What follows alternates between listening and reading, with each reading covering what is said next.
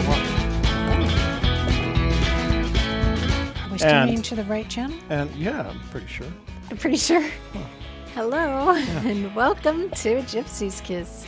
It's Humpday Hoedown, and I am the magical treasure princess and life coach to the great and famous Shelly Carney.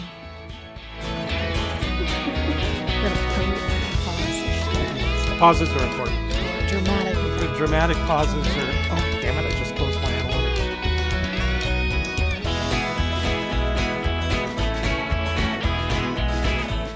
And I'm Toby Eunice, your host and administrative assistant to the Magical Treasure Princess. We've got a good night, full night for you tonight. We've got some emails.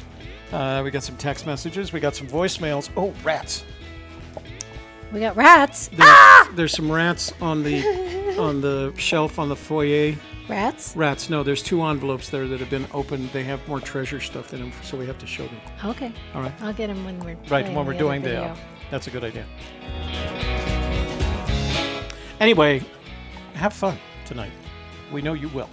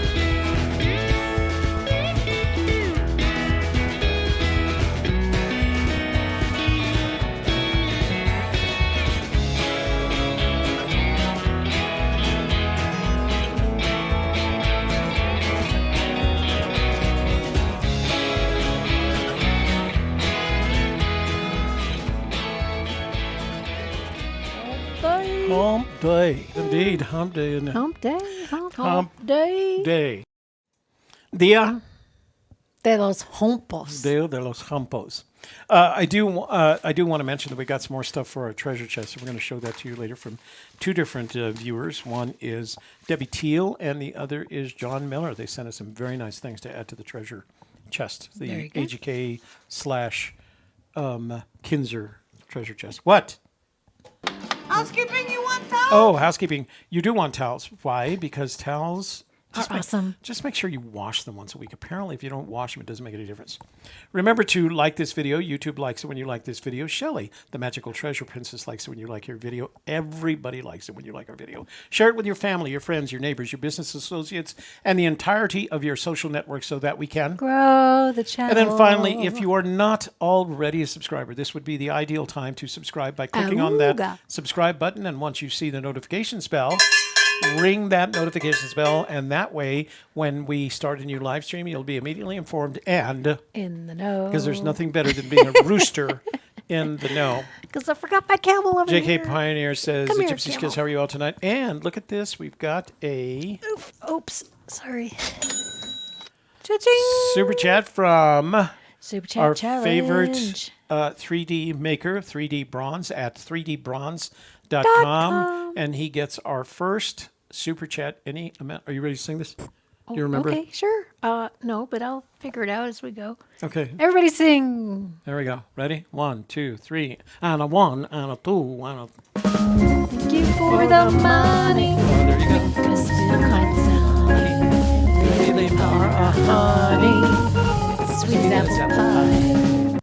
Ta-da. And sweet as apple pie. And sweet as apple pie. Thank you for that, 3D Bronze. That was very thoughtful of you. So, what do we have in the way of email? Magical Treasure Princess. This. What? This stuff. Okay. Oh. Dang nabbit. Hello. Hello, play the email.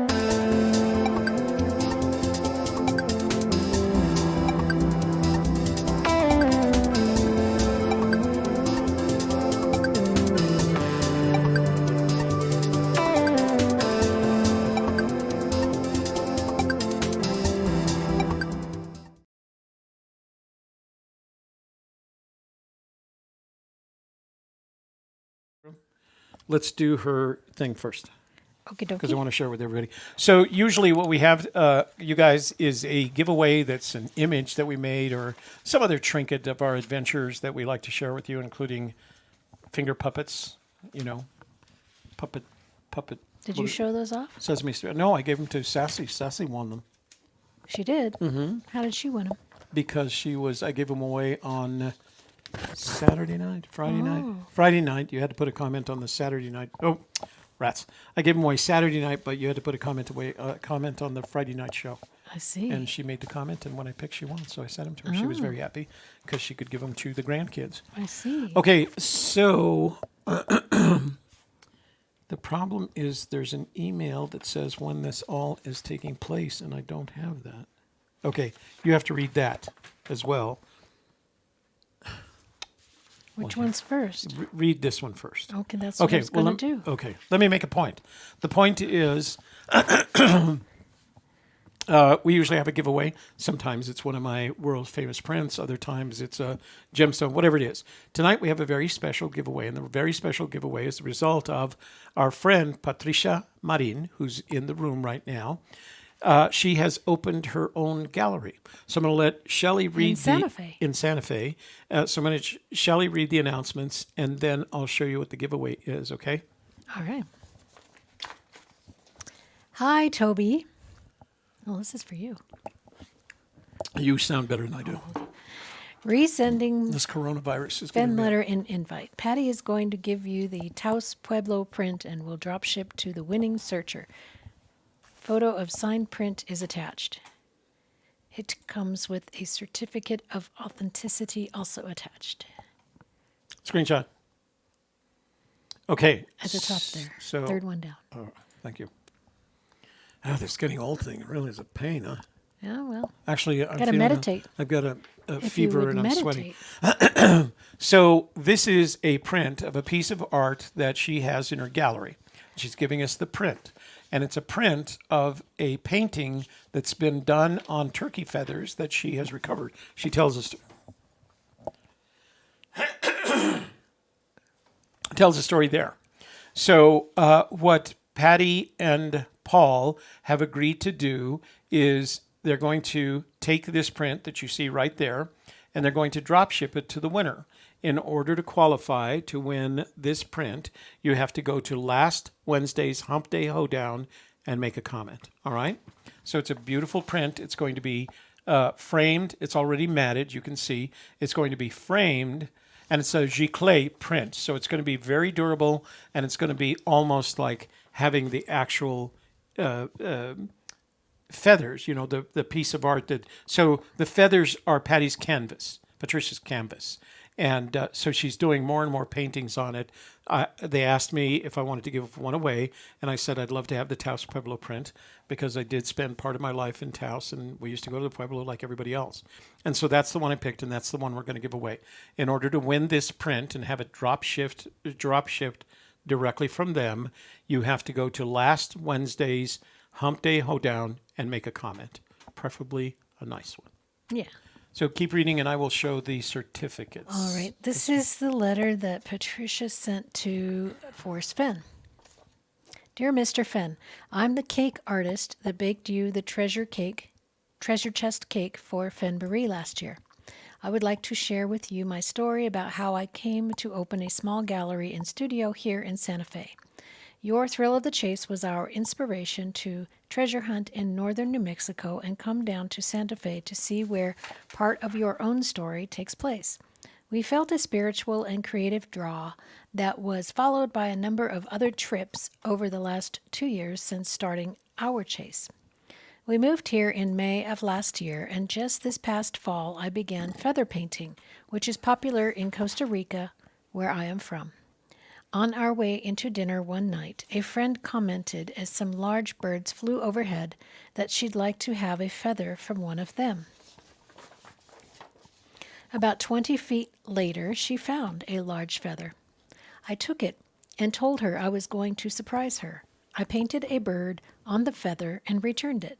Her husband and she, local photographers, were very excited, and so I began painting southwestern scenes on natural feathers and am inviting you to join us for the grand opening and exhibition of my new gallery and studio on March 27th.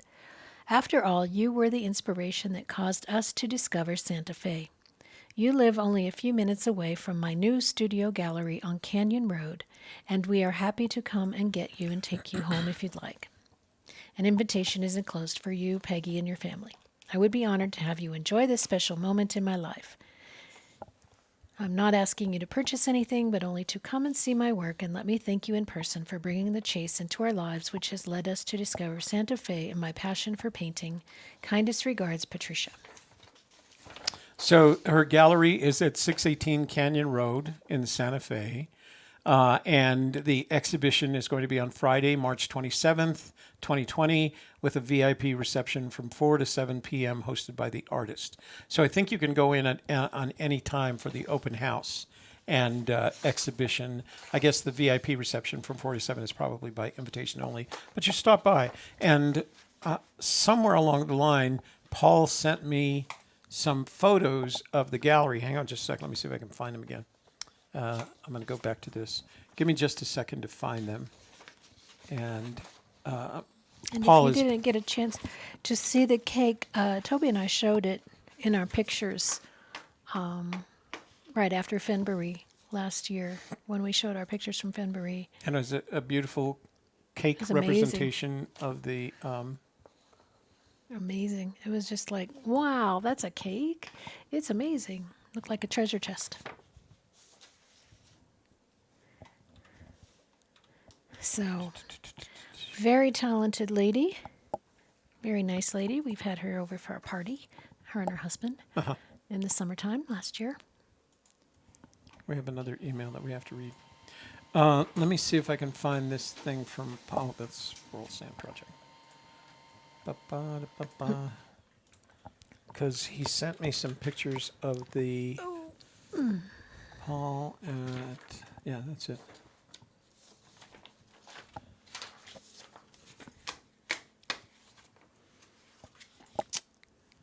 Somewhere he sent me... What's all that then? Those are images of the different pieces of art that she's done already. Oh, I see. But I could have sworn he had sent me pictures. All right.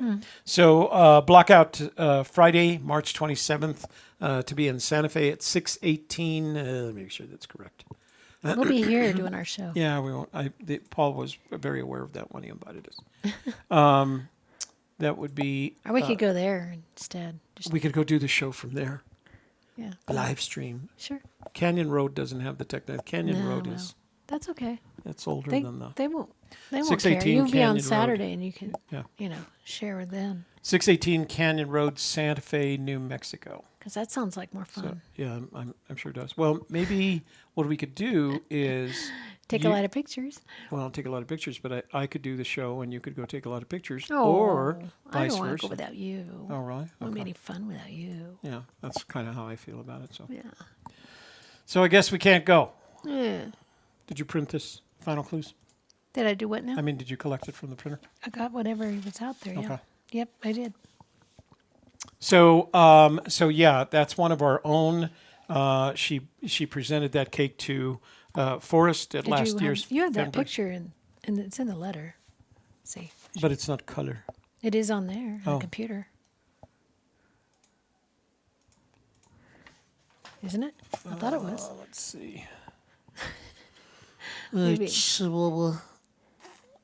Let's see. There's that. There's the letter there. Yeah.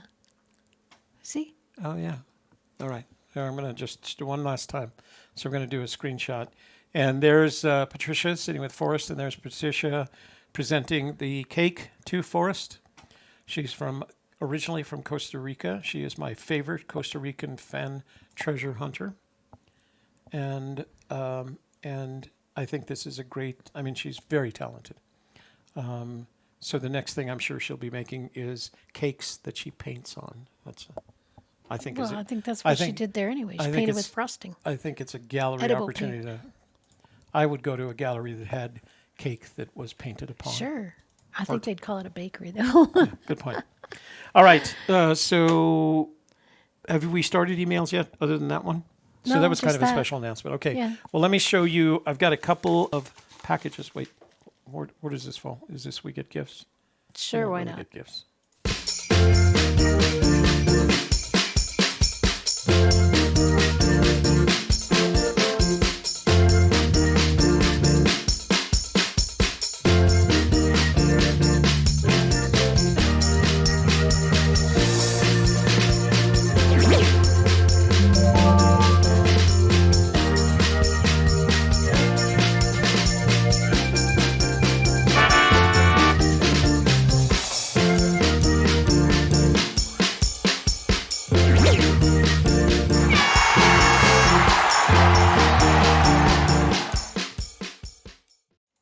So we got some more gifts for our treasure chest. This first one is from... This was from Debbie Teal from Tulsa. Here are some baubles for your chest. Oh, is that it? Yeah. Nice and brief. I like this, right? So the first thing that she sent us is this citrine crystal. Nice. As you know, citrine is one of my favorite stones. It's really pretty. It's got some inclusions in it. You're not seeing the pretty part. Hang on. I got to turn it around. Hold on for a second, please.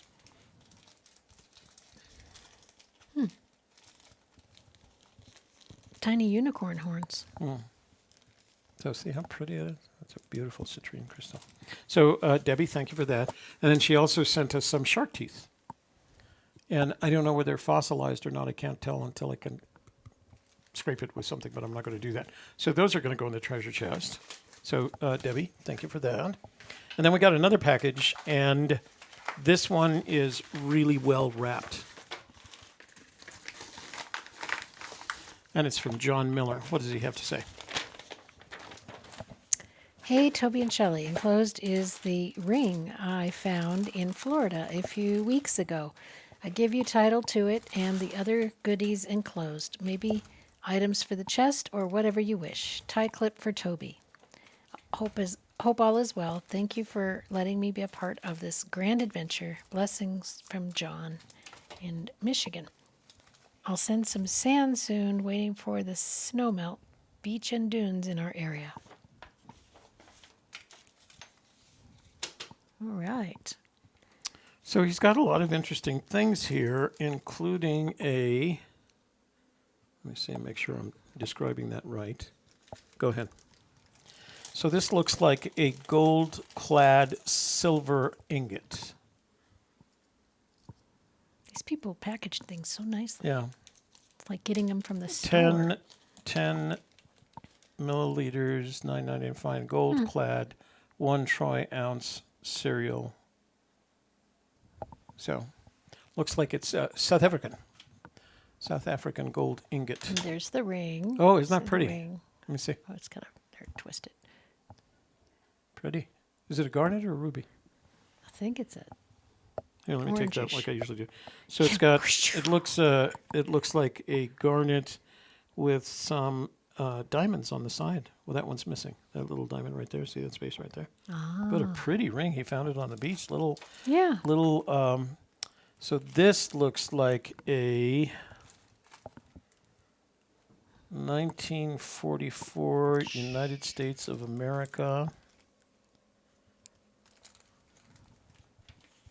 I can't read it. I've got to put it on. It's one of those 50-cent pieces. 1944 50-cent pieces. Probably not silver during the war. So there's that. This was a joke. I remember this. It's a miniature Nixon penny that's and very growing cool. smaller all the time. That's good. Getting smaller all the time. So there's that. And this one, you won't be able to see it. I'd have to put this under the... This is cool. Can I turn the microscope Tie on? tack that looks like a fishing pole. Is that the one for me? Yeah. I'm going to have to start wearing ties again. I'm getting all kinds of tie gifts. It's kind of hard to tell without the tie behind it. Okay, so But it's let me see if I can do this. Oops, not plugged in. Take a look at the other stuff. Here, what is this? I couldn't see that. I'm going to have to put that under the microscope because I couldn't read it. interesting. There's a couple things in there. Can you tell what they are? Oh, this has got Mickey Mouse on it. Mickey Mouse. And he's golfing on the other side. Okay. This is... All right, let me see what I got here. No, I want to do. can't see that. device, got that. 19... Yeah, I don't know what that says. Silver, I think. I'm not quite sure.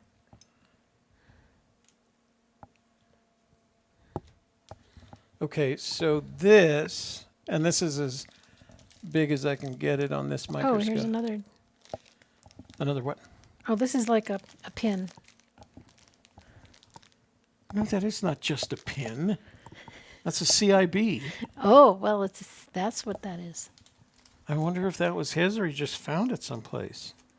So this is a, in the military, you wear these. It's a combat infantryman's badge. And you get one for having been in combat, in a combat zone, for at least 180 days.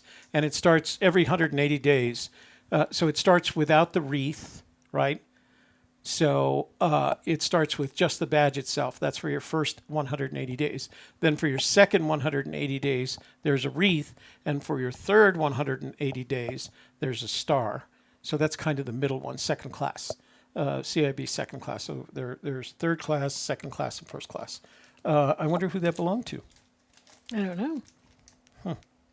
Yeah, it's not I a didn't say. pin.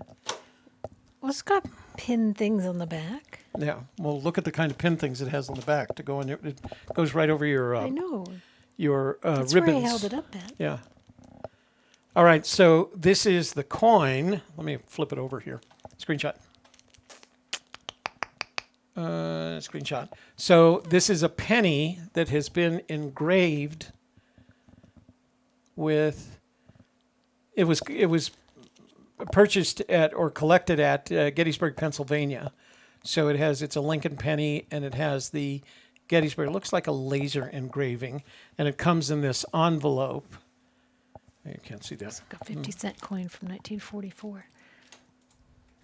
So it comes in this envelope that says, "Scenic engraved cent souvenir of Gettysburg, Pennsylvania, Gettysburg National Museum." If you've never been to Gettysburg and or the National Museum, please go. It was the turning point, not only in the Civil War, but the turning point in our history. This looks like a conquistador. And if it hadn't been for Gettysburg, we would be a different nation right now. What's this? Did you figure out what that is? So that's the Mickey Mouse thing. Oh, let's see. Give it to me. I'll put it under the scope. It's out of the bag. Just pick it up. Oh. Let's put this under the scope. Oh, how cute. So that's as unzoomed as I can get it. They can't see it. I know. I'm going to switch it over right now. So there's this. It's a silver Mickey Mouse coin. That's Mickey playing. Could be better focus. It's small. It's like smaller than a dime. So that's Mickey playing golf. Is there a reverse? Something on the reverse? Yeah, there's Mickey Mouse on the other side. Mickey Mouse. Silver coin. Cool as that. All right, let's put that away. Where'd you get that? It was One of in the these. same bag as this silver thing So there. let me see what this is. So that says Fine silver. Valcambi Suisse 1 gram fine silver 9999. So there's 1, 2, 3, 4, 5 times 2 is 10, so 10 grams. Acéurite fondue. Okay, so we got some fine silver. 10 grams of fine silver. Swami, are you the one who sent this? Is that you? This is the 1944 half dollar is silver. Oh, it is. Wow. How did they manage to do that? But It was like the war. You'd think they were using silver for producing atomic nuclear triggers. That's a pretty picture, not. Okay, sorry. That's the glass. Now let me put this underneath. So this is the 50-cent piece here. Let's see what we got. So it's kind of tarnished, but collectors like the tarnish. They do. Yeah. So this is a silver 50-cent piece. Yeah, it's a patina. It's not tarnish, it's patina. Oh, yeah. Remember? Okay. I got beat up for that. Well, not beat up. So that's pretty neat. I'm sorry, this microscope wasn't made for this kind of stuff. So put that away and let's see what the Conquistador. It's better than nothing. Yeah, let's see what the Conquistador is. So let's see. Cuarto de Balboa. Oh, that's a quarter Balboa. Who did Balboas? Yeah. Some Spaniard, huh? Check the back, I guess. Un cuarto de... Okay, let's do the back. Very nice Conquistador, though. I might want an imprint of this. So let's see, it is República de Panama. That's where the Balboa comes from. That's their... does it have a date on it? Down at the bottom, 47. 1947. A quarter Balboa. Or like they say in Panama, a dos reales. Okay, so more gifts for our treasure chest. Those are all going into the treasure chest. What's this in about? the exact... Oh, so there's this envelope. It's an envelope that says Dimes of the 20th Century. Let's go to full And- screen. Okay. So it says Dimes of the 20th Century. It has a certificate of authenticity, and it has the 3 dimes that have been Minted? minted in the 20th century. And at the top is the one that's most rare. So at the bottom there's the rose. Point to that. Can you point to Which one? the Roosevelt dime? No, the other one. Roosevelt dime. Go back to the other one. Mercury dime, and up to the top, that's a Barber dime. So those are the 3 dimes. It's a collection of 3 dimes that were produced in the 20th century. Mint in box. Mint in box. Actually, So they don't look mint. They look like they've been circulated. Yeah. Oh, yeah, absolutely. So, And did they So- show off the gold? yeah, we do. Well, I didn't put it under the Mickey scope. I don't know if you're going to see see. much. Yeah, Bambi. It's too shiny. It's just reflecting back the... Yeah. It's reflecting back the LED light. Yeah. Too shiny. Shiny gold. So all of those are going into the treasure chest except for this fishing rod tie pin, What was in here? tie clasp. Oh, Jerry showed this. Pardon? You Yeah, showed that was the already. Gettysburg penny. So we got some cool stuff. Thank you, John Miller. And if Swami, if you're John Miller, thank you for that. That's very kind of you. Does this have That something in is it? for my tie No, I tack. think there's one here. Oh. I think the Nixon penny was in there, maybe? Yeah, yes, you're right. I don't know. So some cool things. And what's cool about this particular Oh, one, no, the gold was in here. was the CIB in a bag? Yeah, it's in a bag. Still in a bag. Then it was sharing a bag with something. Oh, It wasn't in its own bag, the Nixon okay. penny. Well, let's stick it in with So, this but coin. look at this. This ring is really, it's gold. Let me see if it's gold. Is it gold? It looks like it's gold. It looks like it doesn't have any tarnish on it. And it fits Yeah. my finger just right. So Oh. send that to Matt Brewer so he can make me a ring. That size. So it's 14 karat gold with a garnet, and there's 2 diamond set stones on either side. One of them is missing on one of the sides, but the other 3 are there. So he found that treasure hunting. See? Swami says he's not John. Oh, okay. He He just just knew. knew He's about a the coin. he's a numismatist. Numismatist. He's an expert at numismatics. I'm not Matt sure. Brewer, copper was important in 43 for the war effort, not silver. Not silver, huh? Hence the rarity and value of a copper 43 penny. Oh. Yeah, $1.7 million. So Matt, this is the size of the ring that I wear. We're not That's gonna- helpful, right? So, John, thank you for that. That was very kind. Debbie Teal, thank you for that. They will go in the treasure chest, and our plans are to hide the treasure chest this spring. Oh, rats. What? I forgot to prep the... did you read this? Yeah. Prep the what? Survey. So I can't Oh. announce it. My fault. Oh, boo. But we'll do it on Friday. So don't do this one. We'll save that for Friday. Let me see.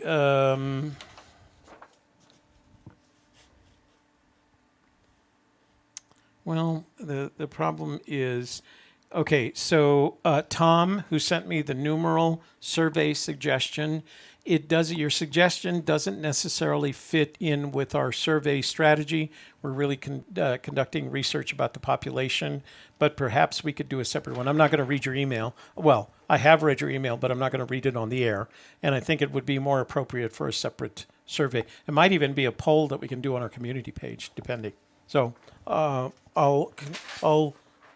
find one way or the other for you, because I think it's a good idea. Another. What was the month when the chest was hidden in 2010?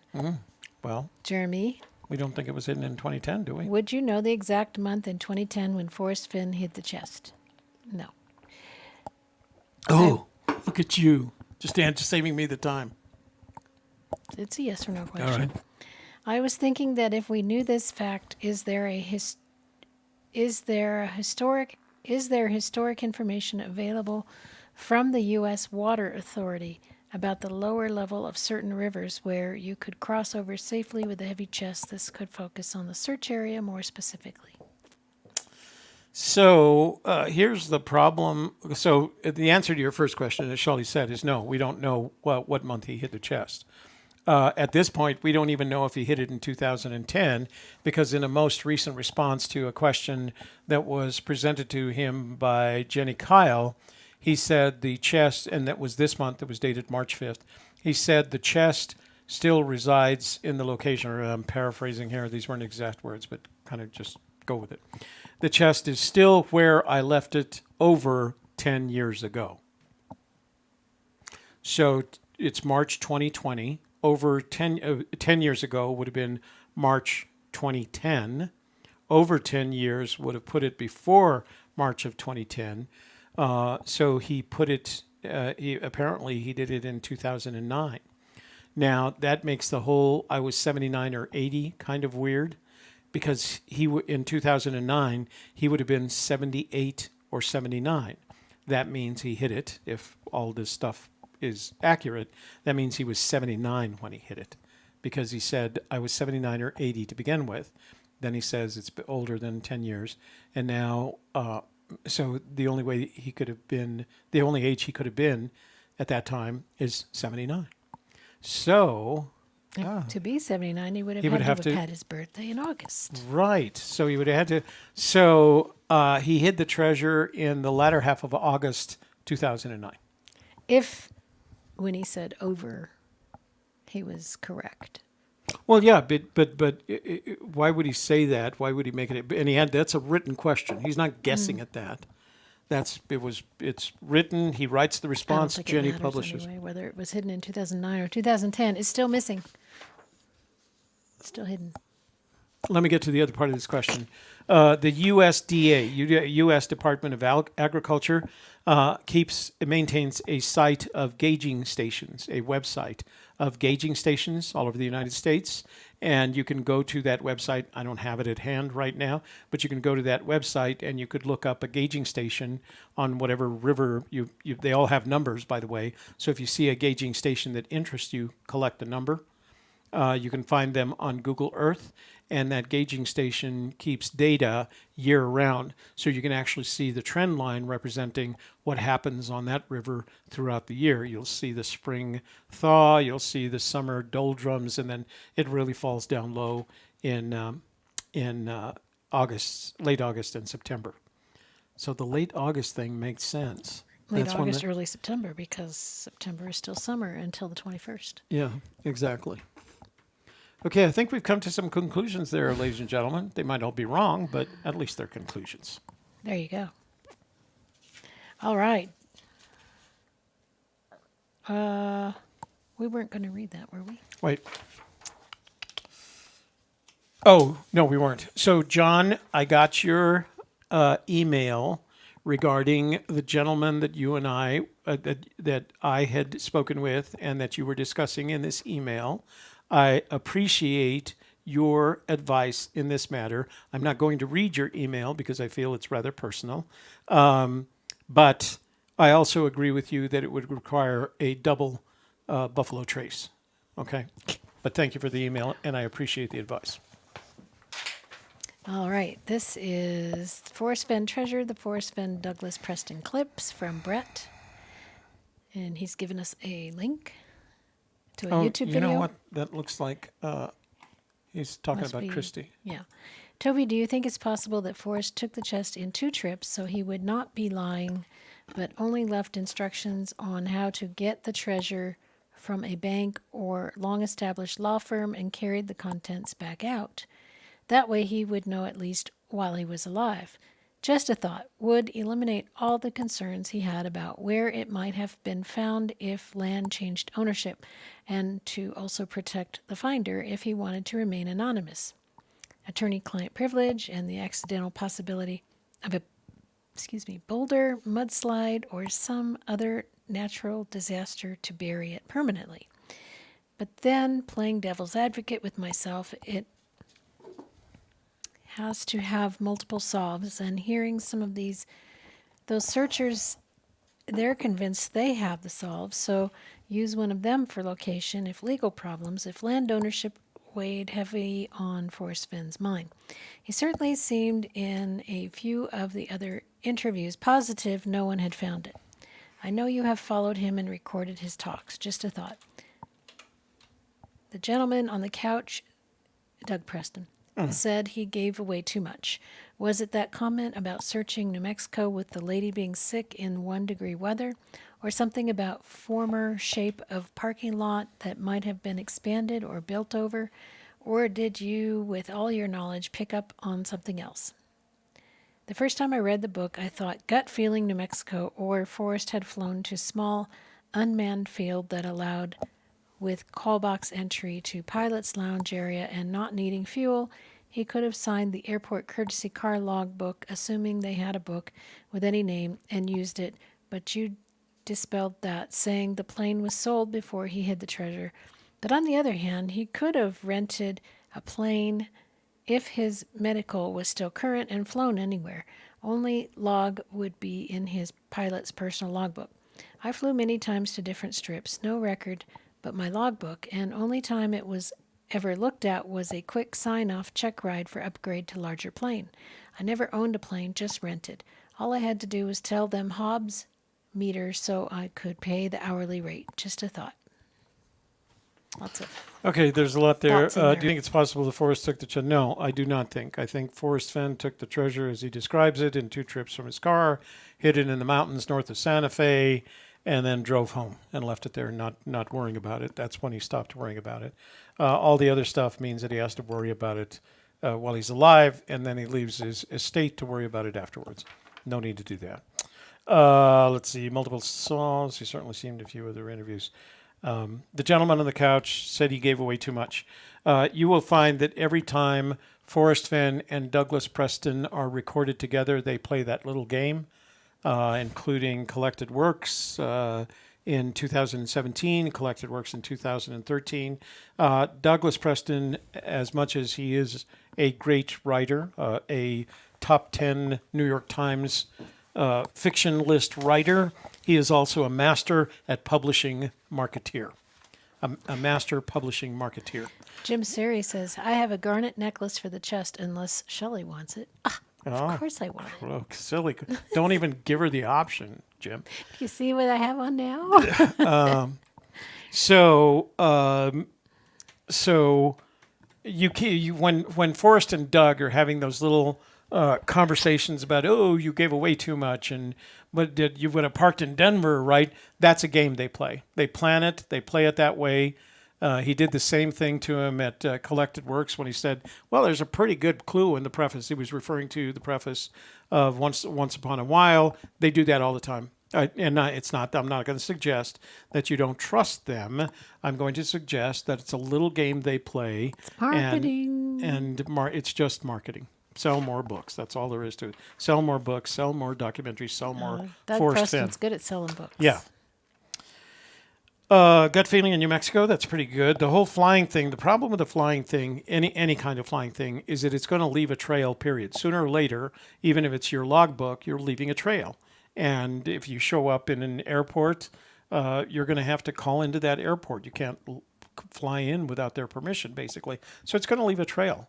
And he gave up his medical the same year that he sold the aircraft. He sold the aircraft in 2002. Transaction was finalized in 2003 by the FAA, and that was the year he gave up his medical. He was just tired of dealing with the federal government.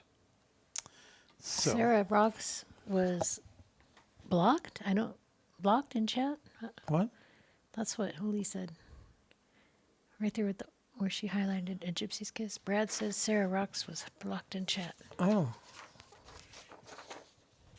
Brad says Sarah Rocks is blocked in chat.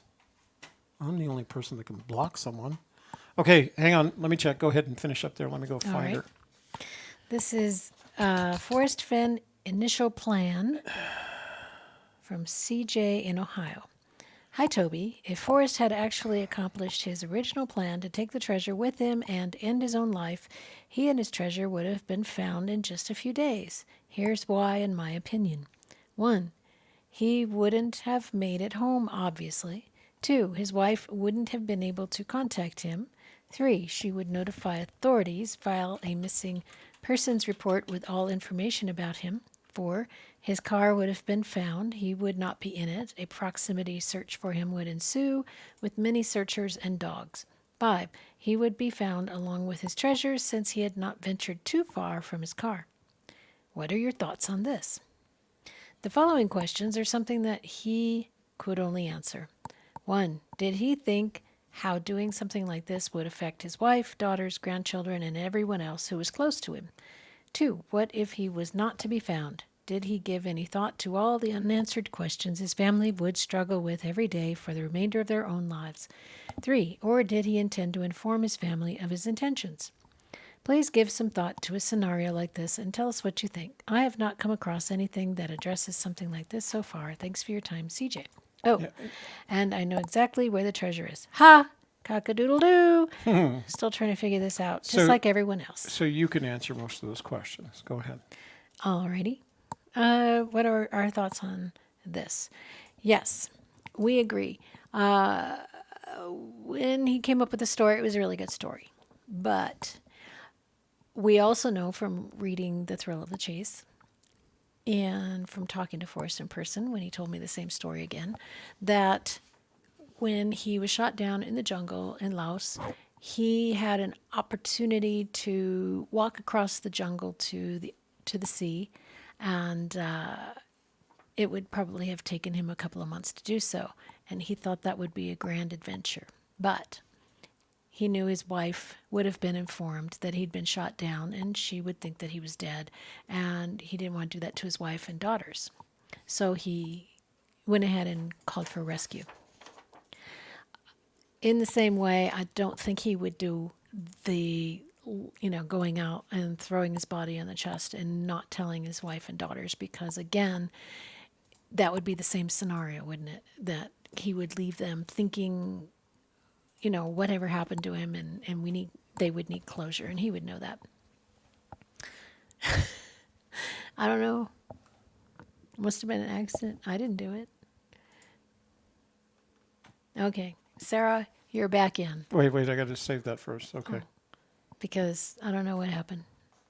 So, Sarah, you can get back in. I am not sure what it could have been that we were blocking somebody else, and the chat thing scrolled. The dots. Wait, that's what happened to Christy, by the way. Yeah. That's exactly what happened to Christy. But thanks for letting us know. Thank you for letting All us fixed know. now. It's all fixed. So come on back into the room. So yeah, that's what we think.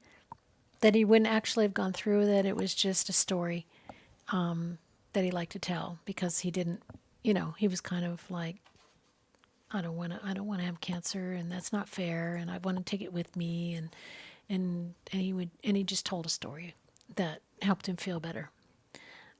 I And then he continued to tell the story and then continued with, but then I ruined it by getting well.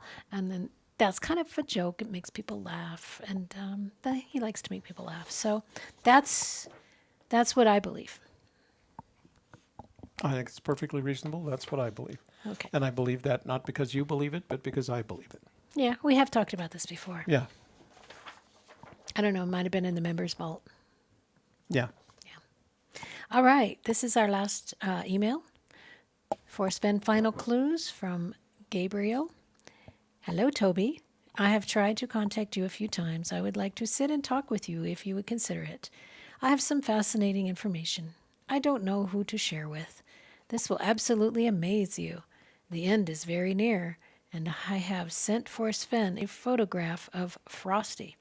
From there, it's a little tricky. I am an Albuquerque resident and can meet anytime if you're interested. There you go. Gabriel, there is a link in the description box below where you can schedule some time. For us, we don't have to actually get together. We can do it over Zoom. So it makes it easy for us to get together. I did want to point out something, guys, that I don't know. I have kind of mixed feelings about promoting it, but I'm going to do it anyway. So this is a site that just came up a few days ago, probably I'm sure within the last week. And it's called forestfenntreasure.com. Mm-hmm. And basically it is a person representing other people claiming that they found the treasure and they're bidding it off with a starting bid of $2 million. But they don't have any pictures of it. They don't have anything. They don't. So I just want you to be aware of it. You don't have to go there. You don't have to make a bid. You don't have to. They're taking questions. They've got what I would call poorly structured answers to all the questions, like why don't we have any pictures? Because we'd get into legal trouble, et cetera, et cetera. So it smells a little bit scammy to me, but when somebody wants to sell you a treasure that you've never seen before and they want $2 million for it, at least $2 million starting bid.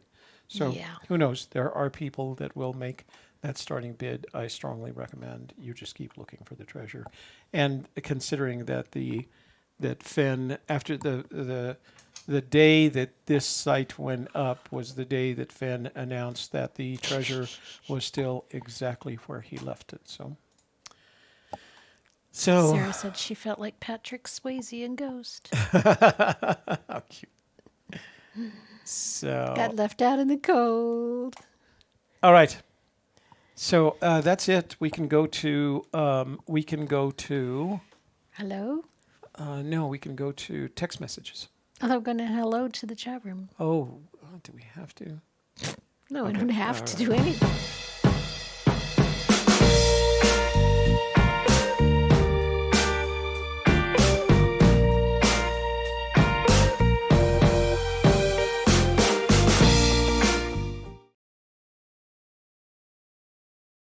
I think out of order here.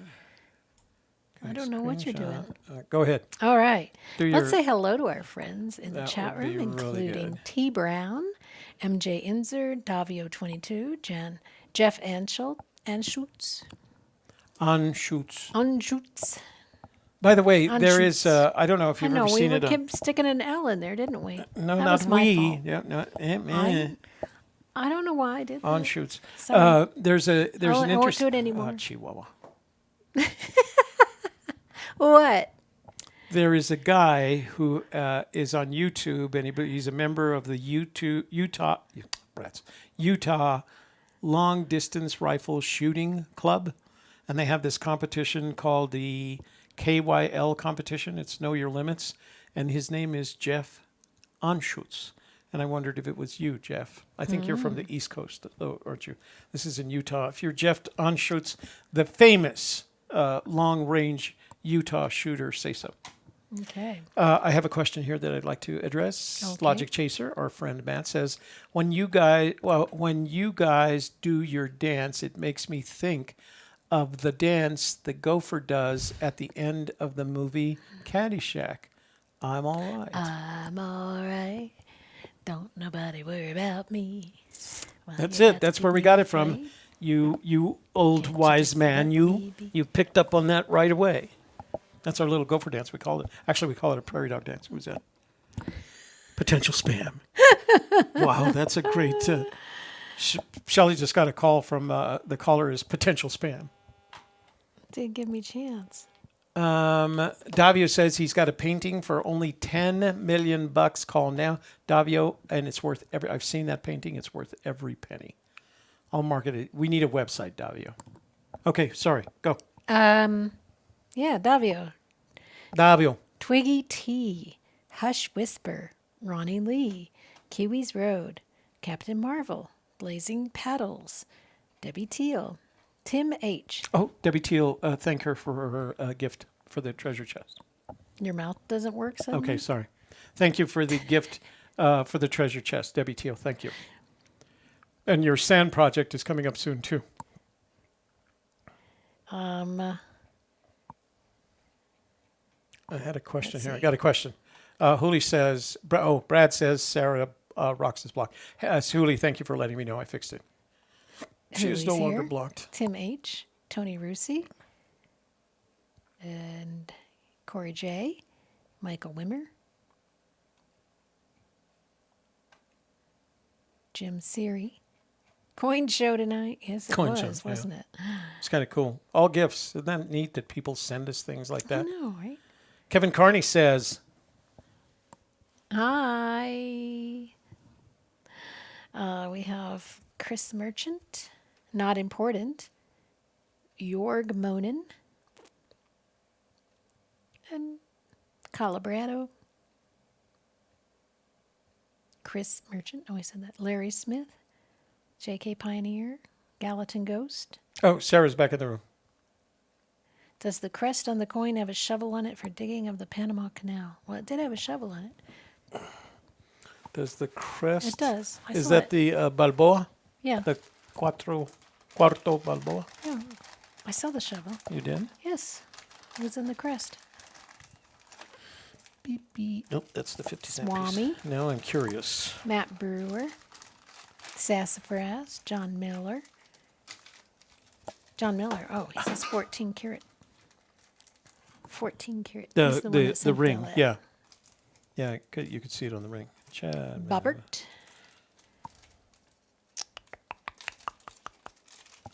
Stacy Ouch. Harwood. What? I can't, my eyes aren't that good. Let me open that baby up again. Mr. T. Sternworm's here. Yay, Starworm. Brad B. Another Brad. We have two Brads in the room. Okay, so this is the crest of the Cuarto Balboa. John The Fokker. Panama. John Fokker from Meet the Fokkers. Mike Wood. Oh, it does. So there's a Maverick 1. rifle, a sword, a shovel, and a rake. Is that a rake? Or a hoe. It's a hoe. Ho, ho, ho. Who asked that question? I don't remember. Oh, okay. So here's the. Why do you do that to me? I don't know. If you want me to write things down, then I'll write them you don't, down. You don't have to do that. 3D Love bronze. reflected on sale. Alan K. Okay. MJ Enzer. All right. I'll let you pitch in our room. Who? Davio, he's selling paintings. Okay, quick view Davio, here. you got your own channel to sell on. Yeah, exactly. 23 Monarcha. Didn't you go live today, Davio? So here is the Joel Wiki. Joel Wiki's in the room. Wow. So here's the Robert Williams. whoever was asking the question. Mina Fina Fofina Banana Rama Momina. That's not how that goes. That's what he wrote. I didn't make it up. Shelly, Bobelli, Banana, Fana, Fofeli, Fee, Fi, Momeli. Ka-ching. The lead searcher is here lurking. That says, so says Jeff Anschutz.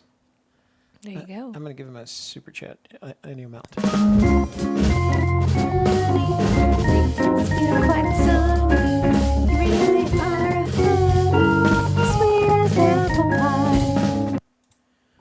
cute is that? Okay, switching over screenshots there. Okay, so there is the crest on the back side of the coin, the Cuarto Balboa. And I can't see that Pro Mundo. Pro Mundi Ray Reddington wants to know Beneficio. if you had talked about Los Pinos yet.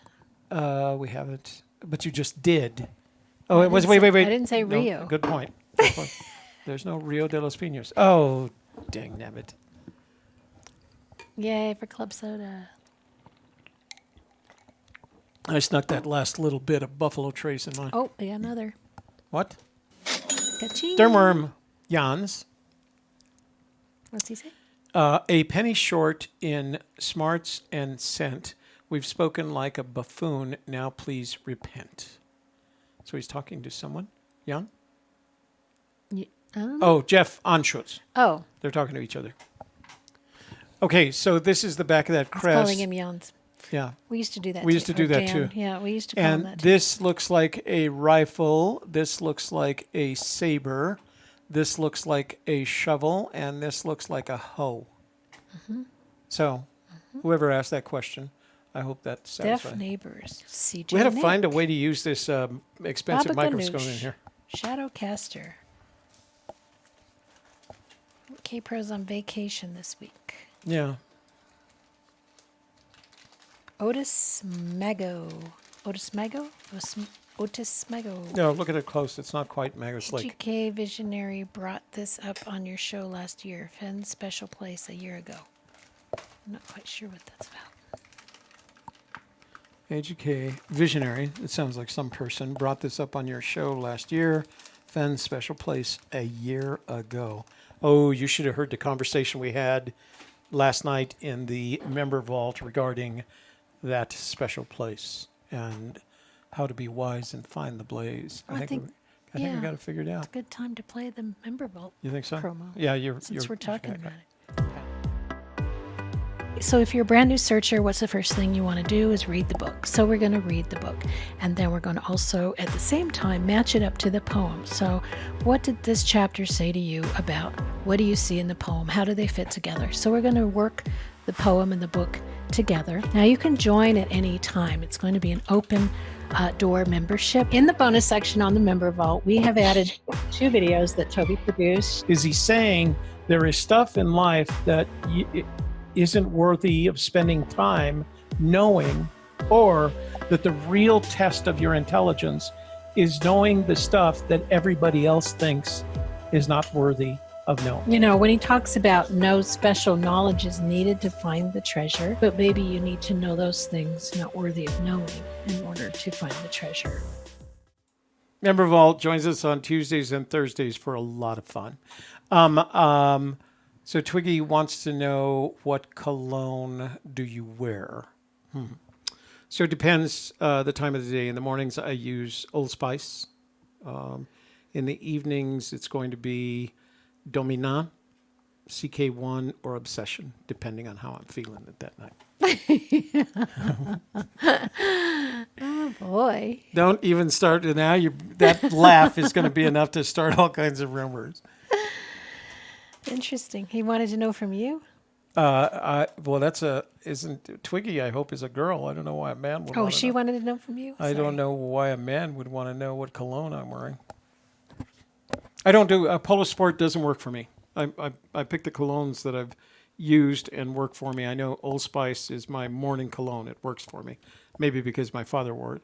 And in the evening, if it's a dress-up evening, it's CK1. If it's or Obsession, if it's a casino night, it's CK1. If it's a dinner night, it's Obsession, and if it's just we're going out to have coffee, it'll be Dominant.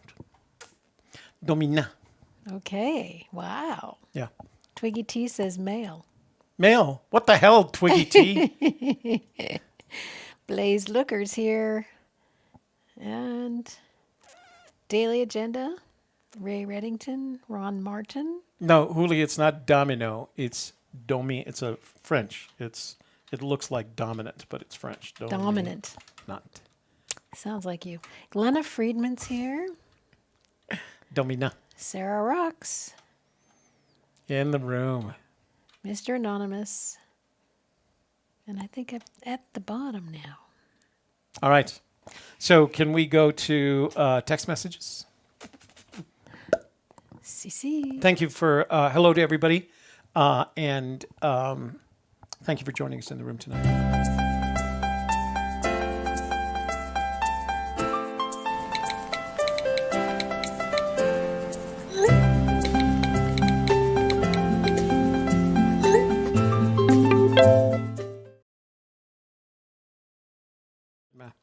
Ding, ding, All right, ding. this one is from Candy. She says, "Hey, Toby, is it okay I post your video on my channel? The one where I called in, I'll link to your channel in the description box below. Let me know if I can't. I have no idea how this stuff works." So in order to do that, you would have to have a copy of the video. And Is that new? Is what new? That's cha-ching. Yes. Yeah, it is. It's from Jeff again. Oh, thank you, Jeff. D&G light blue cologne. So all the men in the room post their favorite colognes. Mm-hmm. AGK Toby, I'm impressed with the cologne knowledge. You know what? It comes with a career spent being well dressed. You know, just you have to learn these things. There was this wonderful little book that my father left behind, and the book was about that thick, but it was tall, and it said the responsibilities of a gentleman. And all it discussed was how to dress, what to wear, how to buy shoes, how to match your socks to your shoes, what belts, what jewelry to wear, et cetera, et cetera. It's the best book I ever had. I passed it on to my son Jason. Unfortunately, he's a more casual kind of guy. Well, he's I should have given it not to as Spanish as you. He wasn't Yeah. raised in a Spanish household true. like you were. Another one from Sturm. That's not how bidding wars he and Jan are having some bidding war. Well, when you get to 10, let us know because we have a $10 video too. Girlfriend was on my The broadcast. dude? The dude abides. The dude's girlfriend was on my broadcast today. The Big Whoa. Lebowski? What dude's girlfriend? That's interesting. The dude Okay. is the Big Lebowski. So let me. Candy, I can't, even if I gave it to you and you put it on your channel, YouTube would take it down and give you a copyright strike, and you don't want to do that because they know so they know that video appeared on our channel first. But what I can do is I can take that video, and I do have a video version, an unuploaded version, and I'll edit down to your call, and I'll give you that. We'll just put a little trademark notice in the corner that says copyright A Gypsy's Kiss, used with permission. So I'll be happy to do that for you. You can have your call on your channel. I'm okay with that. Let's see. Hey, Toby, can you go to House Husband Diaries and help them with audio? They are struggling. When was this sent? Oh, that was yesterday. Oh, so guys, I'm sorry. I just got this message. Had I known they were having audio troubles, I would have gone to help them, but I was not watching. I'll let Carter know to call me and see if we can help them through. What were they trying to do? Was that what were they trying to do? Whoever wrote this, tell me what was going on. We were doing our member vote last night. Yeah, we were doing member vault last night. Okay. Ooh, long one. I'm gonna have to do this in pages. This is from CJ in Ohio. Isn't that our? You know she took his solve. She said she would call you. Oh, the girlfriend. Dario says.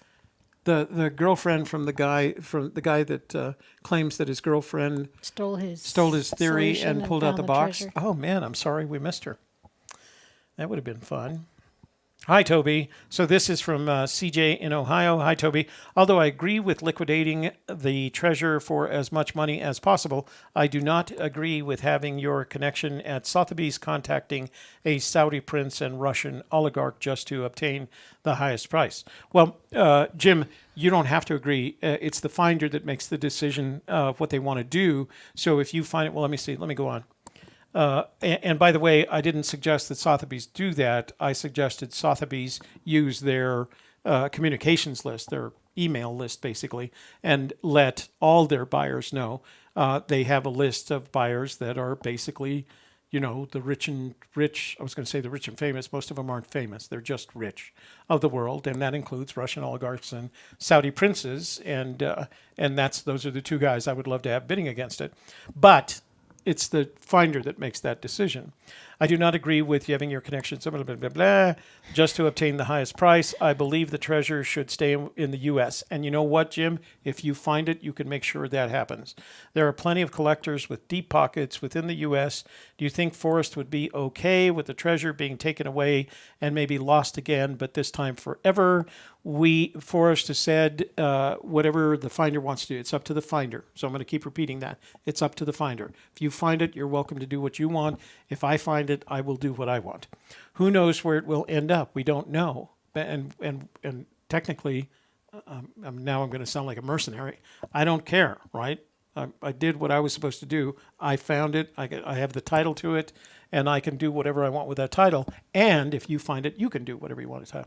So that's the key. What you have to do is beat me to it, Jim, and that way you can handle all this. And I don't. But have to worry don't put yourself in danger. Because Toby's not going to go looking anytime soon. Anyway. Yeah, I'm not gonna be running up to the mountains anytime in the next 2 months. As many people involved in the search believe they. Oh, wait. How did that? Okay, let me see. Dang nabbit. As many people involved in the search believe they are Forrest's Fenn and feel a connection to him, it would be a huge injustice to throw the treasure aside in that manner. That would be the same as tossing aside all the friendship searchers feel and say they have built with Forrest and the friendship Forrest has built with them. I know I couldn't look him in the eye and tell him I sold it to another country. Just as it bothered him about the French soldiers being buried and forgotten about in Vietnam and Laos, I believe it would bother him knowing that his treasure was also on foreign soil, lost. Maybe a museum in Santa Fe could house all the artifacts, and one day maybe the treasure too. Forward thinking before impulsive action, save many regrets. Thoughts. TLDR. That's my thought. Oh, man. He repeated it. Why did he repeat it? TLDR times 2. Wait. And just to clarify, my previous text about selling the treasure was in no way any type of passive-aggressive jab at you. It is just my personal perspective. Please do not read it in that way. I appreciate all you are doing for everyone involved. CJ, as I said, I understand that's your personal perspective, and you are welcome as far as Forrest is concerned. I'll repeat what he said. It's up to the finder, right? And he transfers title and responsibility. Along with that title goes the responsibility of that title to the finder. So who finds it can do whatever they want with it. Basically, Forrest Fenn spent, I don't know, $1.5–2 million or whatever he spent on the treasure and its contents to have the opportunity to enjoy having the secret, putting on a treasure hunt, having people get excited about it, having people write to him, telling him where they were going and what they were seeing and that they were taking their kids with them and all of the things that came with the treasure hunt. He paid for that with that treasure. He's already written that off. That's gone. He's paid that money and he's done with it. So whatever the finder decides to do with that treasure at that point, it's up to them, and he's already walked away from it. So he's cool with it, whatever you want to do. Yeah, when he stepped away from that treasure, he as much as indicated that was whatever it was there, and he's not going to worry about it. Ken in Oklahoma, saw on my tablet today the first grizzly waking up in Yellowstone. Be safe. For those of you that are searching in Yellowstone, that message is directed to you. My biggest problem here in New Mexico is whether or not I get attacked by a marmot. It rained a little bit today. Yeah, it did. Ken, Oklahoma, speaking of interviews in one of the Elaine Miles. That would have to be Lorraine Mills. Lorraine Mills. She said she knew where one of the clues was. Lorene Mills. Yeah. She said she knew where one of the clues was in New Mexico. Any idea what she guessed? I do not. But I would be surprised if Lorraine, bless her She heart. kind of, she does her best. Yeah. But some of the things that she put in her articles were just a little bit not on the money. But she's done a lot for the treasure hunt, the treasure search. Who is this from? So I don't know who this is from. 913. This is an audio from U Shop We Ship. Forrest Fenn states his wife knew 6 weeks before he hid the chest, and then he changed his answer to within 18 months. I can't play that because it's a YouTube video, so I don't want to get... I thought you got rid of that. Oh, that's interesting.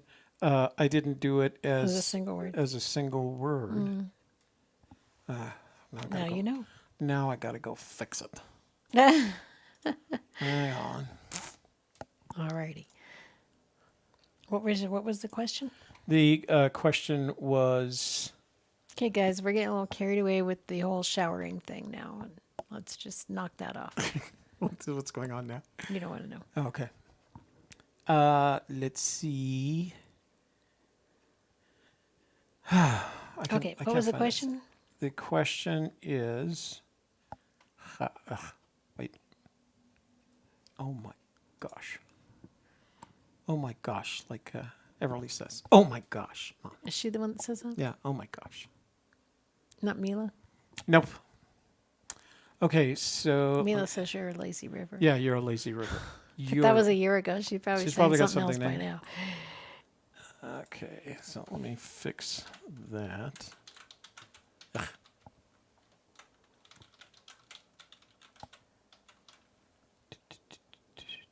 Where do we... What did we Okay. put? Where are we at? We are at the last text message. So whoever, 913, I can't play that audio on here because it's a YouTube video and that would get me a copyright strike.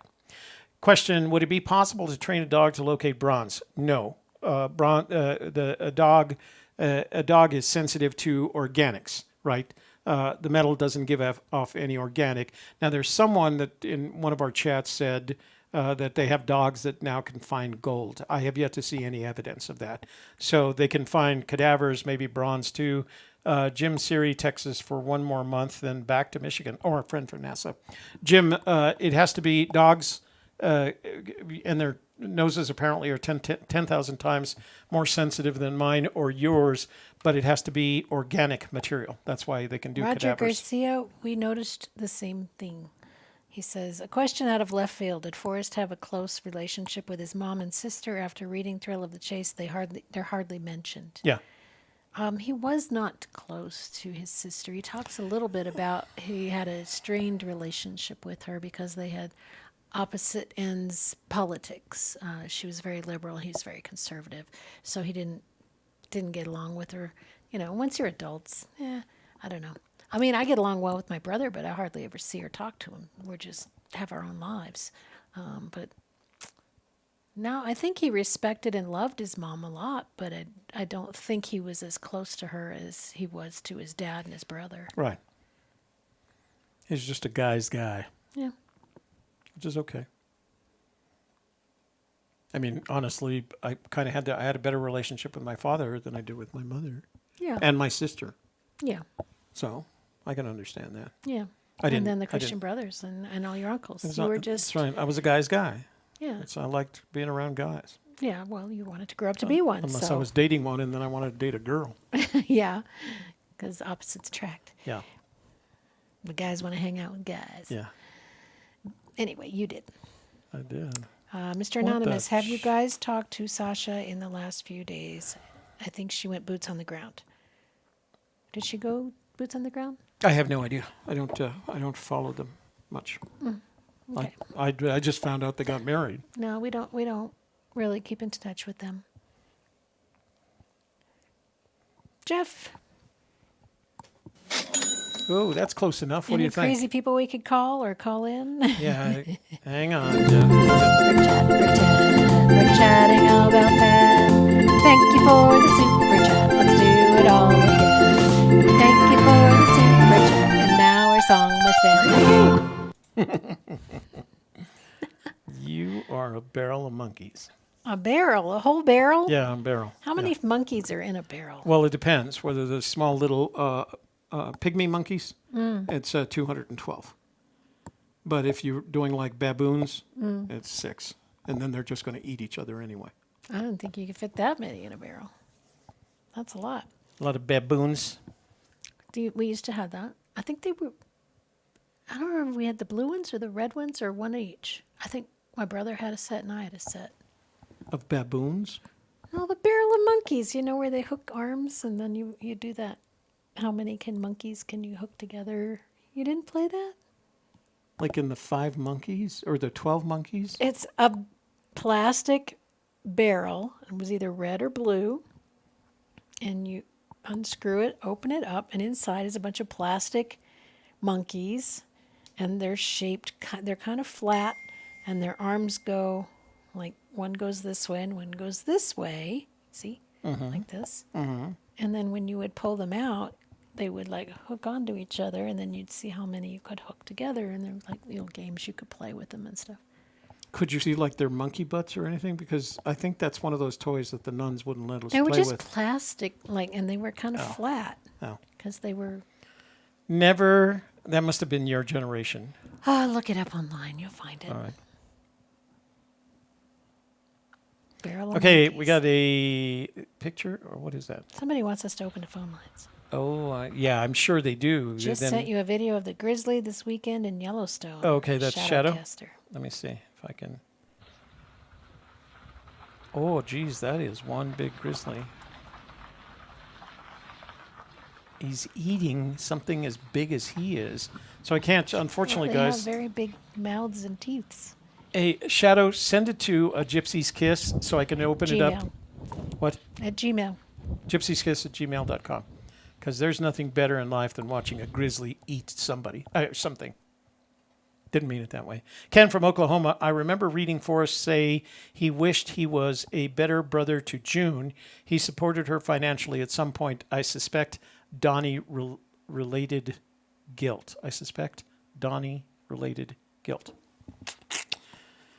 I don't know. It's family. If family comes to you and asks for help, you help them. You're gonna, if especially you can afford, can. yeah, You if you can easily afford to help it, and them. It's family. I kind of had the same situation with my sister. Yeah. She needed help. We weren't close. I mean, I had times where I had to. I mean, my niece and nephew are coming out to visit because of their family. Yeah. And, they don't have anywhere else to go right now because we they love live in the United States. They're going to university, and their parents live in Cairo. So Okay, Shadow says they he's going can't to try make and it home send it for to spring the, break, so they're going to come see us. We're family. a We Gypsy's just Kiss. do that. You're just family. Did we get? Oh yeah, we did. Okay, Super I think chat, so. pretend, I we're think chatting we can about go Fenn. to voicemails. Swami, Barrel of Monkeys game, 1965. See? 1965. That's when it came out. I mean, it was out for a while. 1965. I didn't get it when I was Oh, that that little. explains that. My father had been dead for 4 years, so I was raising a family at age 50. What? Yeah. I didn't Age actually- 4? No, 1965. I was born in 49. I was 16. Oh, yeah, you wouldn't be playing with monkeys. No. We could But go. your we could do- kids could have played with them. But I guess they were kind no, of passe by then. And well, yeah, they didn't. I mean, by the time my kids were I old don't enough know, to do we that, it played- was in the 80s. Yeah, but like my nephews and nieces played with Lincoln Logs, and so did we. I played with Lincoln Logs. Yeah, Of course, I remember. I think they were wood when I played with them, and then they were like plastic by the Our- time they got to them. our most used toy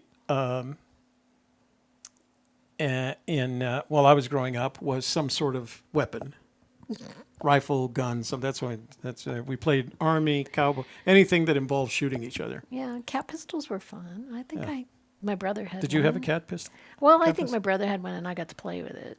He didn't, he played with it for a little while, and I got bored with it, so then I could play with Okay, it. I haven't played this. Voicemail, so I don't know what's going to happen here. Let me see. Donkeys in the barrel. I don't remember. Hey that. guys, my name is Joshua Fisher, and I have some news I'd like to share with you about this treasure hunt. Give me a call back at 360. Oh, yeah. Okay, we'll call And him. I look forward to talking to you guys. Thanks. Bye. Joshua. Bye. Didn't we call him back? I feel like I we don't called know. him back. Who is he? Joshua Fisher. No, it was Sunday, so it didn't happen. Got me. Gammy from Bremerton. All right, this one's from Gardner, Kansas. Let's see what they have to say. Yeah, Toby, this is Donna from Gardner, Kansas. I wanted to tell you that I have a 54-second clip stating that when Fenn had said that he hid that treasure, his wife knew within 18 months before he hid the treasure. She didn't know for 18 months. You can call me if you want. Yeah, that's on Terry Scant. Is it? Oh, yeah. Okay. I think he said that, and then he said something else about About his 6 wife weeks didn't know either within si- 6 either weeks. side, Yeah, yeah. it was. He'd said it a couple of different All right. times. Well, let's call Bremerton. Let's Swami call. wants to know what year you were in Vietnam. I was in Vietnam from 1970 to 1970. 1970, yeah, to 72. I left in April of 72.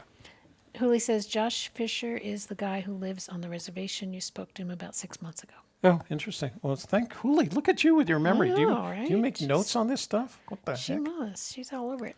Oh, and Shadowcaster, our email is a gypsieskiss At Gmail. at gmail.com. It's- It'll come across the top. Watch it. It'll go Or across. it's in the description box as well. Well, let's call Josh. Let's see what he has to say. The barrel of monkeys, that was a clue, wasn't it? No. I think it was. I think you should take it as a clue. I think it's a clue. Because we're going to hide a treasure Barrel. too. Always have. Hey, Hello. hi. I'm calling for Josh. My name is Toby Eunice from A Gypsy's Kiss. Oh, okay.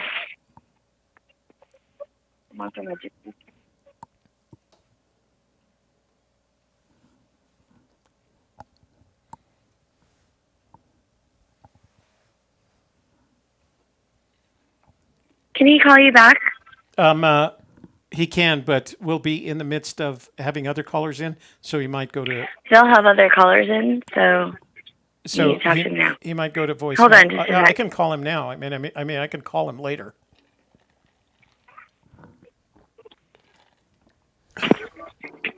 Hello. Hey, Josh, it's Toby and Shelley on A Gypsy's Kiss. You're on the air, brother. Hi. Now's not a good time for me. Can I get on? Can I get on the next show? Sure. Just call in on Friday.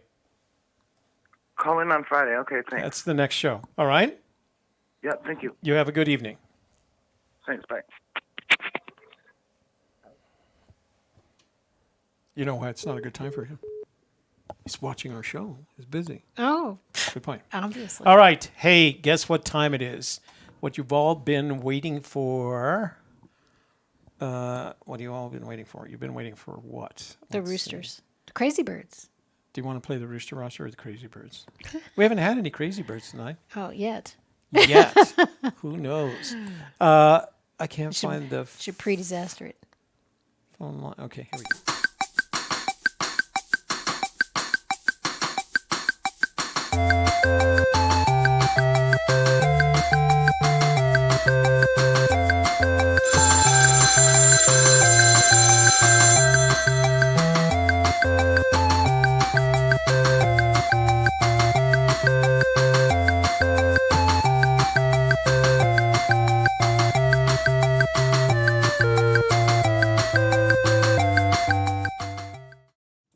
All right, phone lines are open 202-815-1171. You may recognize that number as a number formerly held by the CIA in Langley, Virginia. It's a Washington area code. Just because made it's that from up. Washington Yeah. doesn't mean it was in Langley. Bill from Illinois. Oh, that's Bell Center, Ohio. Hey, you've reached Toby and Shelley on A Gypsy's Kiss. What's your name? Where are you calling from? And what do you want to talk about? You're supposed to have my phone number programmed in. Oh, That's what you said last time. wait. Michael Wimmer. Yes. Recognize my voice? Yeah, I recognize your voice. That's good. Okay, so you go ahead. I'm going to pull this, and I'm going to do this while you're talking. Oh, Okay. All right. Well, first of all, I have to give a shout out to Sternworm because he asked me. Oh, nice. Wow, that Sternworm's Shout on out the to ball, isn't Sternworm. he? Yeah, shout out to Sternworm. Yeah, he is. Yeah. Okay, well, that's So, that's thoughtful of you, Michael. Thank you for that. I'm sure Sternworm would appreciate it as well. That's pretty good for me. I've never done a shout out Yeah, before. yeah. So anyway, the treasure's still not in Ohio. Ugh. I mean, I know you guys were probably waiting for me to call back and say it's somewhere near Toledo. Well, I was hoping it was not. near Toledo because don't you guys have a primary coming up, or you had a primary recently? And I thought that would have been an ideal I think it all got canceled. Yes, but it got all canceled Because of the 'cause coronavirus. We're all I know, the corona scare. Yeah. And so, well, it's an election year. We got to have some sort of scare. Yeah, exactly. As if the candidates weren't Write the enough. name down. But really. if you notice on the map, New Mexico still doesn't have any confirmed cases. So this. Oh, that's great. The chili is helping. We think. Yeah. Yeah, that's what I do. Anytime I get sick, I just kind of scare it out of me with spices. With spices, yeah. Yeah, spicy food. So what's the latest But anyway, on your treasure hunt? Well, yesterday and last night, I got I don't know whose video it is, but somebody sent me a video, and I looked for it before your show tonight because his point, interestingly enough, was, and maybe this is old news to you guys, but Yeah. he said after 10 years of looking hard, he felt like there are clues in the book, not just hints, not that it matters much, but that align to the solve of the clues in the poem. A different layer of calculus there. Wait, so start from the beginning. And- There are clues in the book that what? That help you solve the clues in the poem. So not just hints. Clues in the yeah. Well, we could say hints. There are hints in the book. Okay, well that's that help you solve. That might be easier. Yeah. and that's that help not you solve. that is not unusual. Fenn has said that, right, in various forums. Oh, okay. Yeah, he has I guess said. No, he said that there are hints that will help you. Right.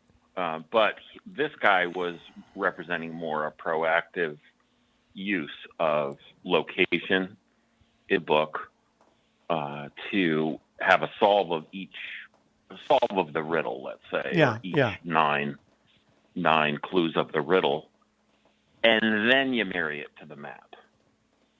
And I thought that is actually different. So I was trying to do that a little bit today, but I had other things going.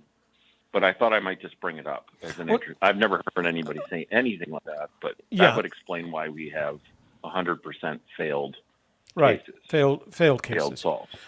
So Yeah. there could be other reasons. So we've been talking about this in our member vault. Other reasons that it could be failed solved. One is chaos theory, right? So that the people that were closest to the treasure, even though they didn't know it, were early on in the search. As more people were added and their input was added, chaos theory took over, and suddenly the theories got progressively more complex. And all it takes is me saying, "You, this guy saying," and this is a classic example where this guy has said or written or made a video that says, "I've come to the conclusion after 10 years that there are clues in the book that give you." There are things in the book that give you a clue of where to start or what the meaning of each of the riddles in the poem is, et cetera, et cetera. Well, that falls into the chaos theory model because Fenn didn't say any of that, right? This guy has interpreted what Fenn has said, and so that's now added to the crucible, to the boiling crucible of information that is more than the book and the poem. I mean, I know people hear me, probably get tired of me saying this, but if the little girl in India can locate the first two clues with a poem and a map, why can't we? Right? Why do we She's need... much smarter than us. Well, no, I mean, apparently she's a lot smarter, or she sees something, or she's simplified it to the extent that she sees what is necessary to find on a map. And that's, there are no maps, to the best of my knowledge, that are so detailed that you could pick out specific geographic representations. But what you could pick out on a map is the intersection of warm waters and canyon down. You could see that if you knew what warm waters were. So the struggle that I have is if she can do that without all the magic of 10 years of research, the clues in the book that help with the clues in the poem, why is it that she can get resolve the first two clues in the poem by having a map of the Rocky Mountains? And I don't imagine, I mean, the Rocky Mountains are, what are they, 1,200 miles long in the United States. So it's not a big wall-sized map. She's looking at, and I'm not even going to assume she has access to the internet. She went to the, Mumbai Public Library and found a map of the Rocky Mountains and figured out what Fenn meant when he said warm waters, halt, and canyon down, and she found it on that map. Well, if she can do that, according to Forrest Fenn, why are we doing all this other, using your imagination can be interesting. That's what I thought. Yeah. Yes. Well, we are overwhelmed in the boiling pot, but I did hear, and I'll leave it at this. I did hear a radio. Somebody put together a series of radio interviews. Some in Santa Fe and some in, and I did notice Forrest Fenn say one thing about that process. Yeah. Like the instructions, and it did for a second, and maybe it's just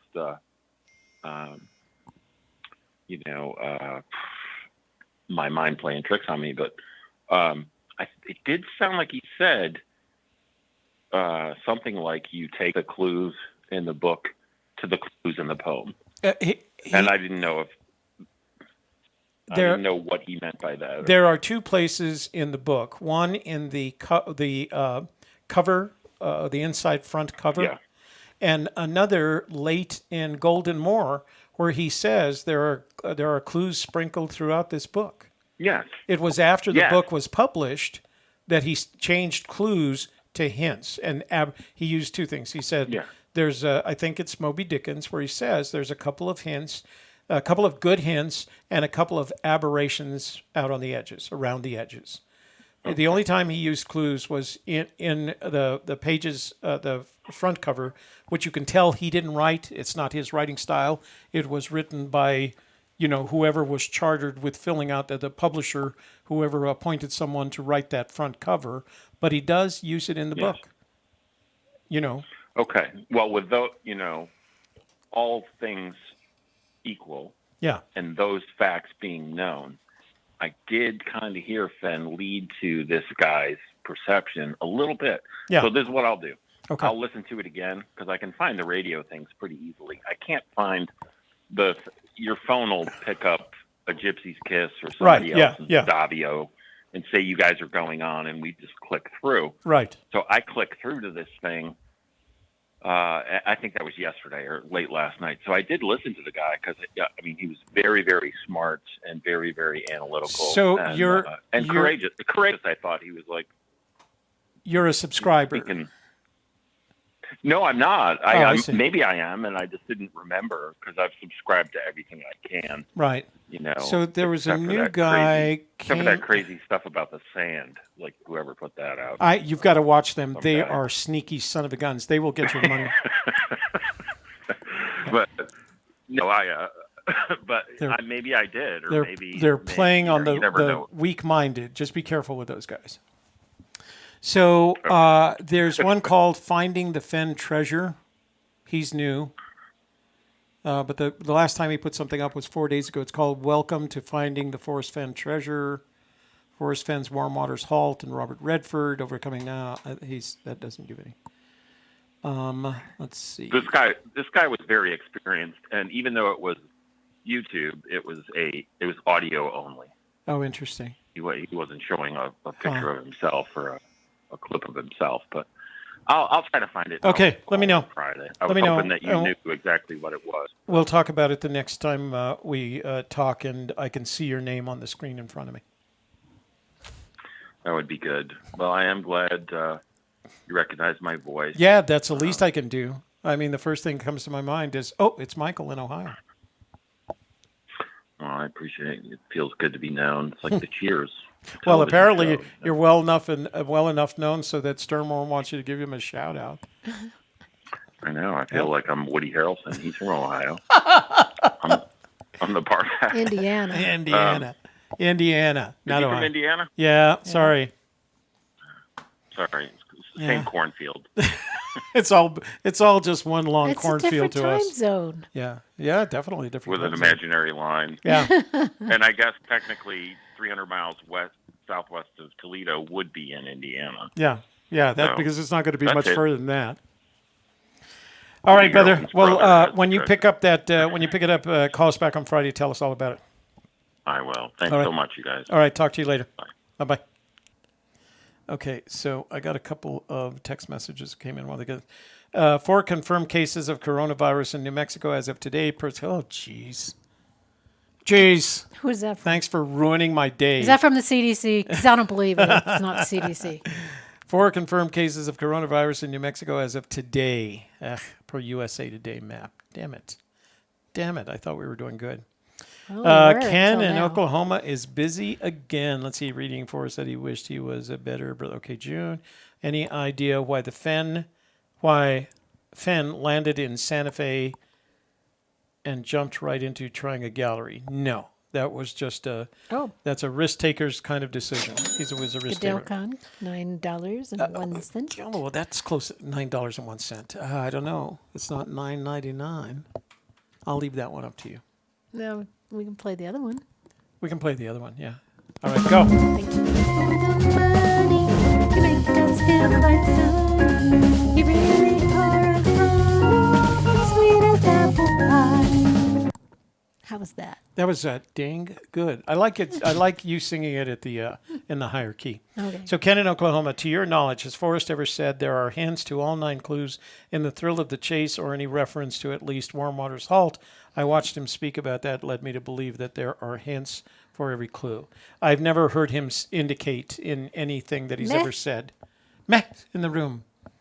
I've never heard him say anything that would indicate that there are some sort of hints for each one of the 9 clues. The one that I go with is there's a couple of hints and a couple of aberrations around the edge. So I think if you're thinking you're going to find a reference to every clue in there, that's going to be hard. Going to be hard.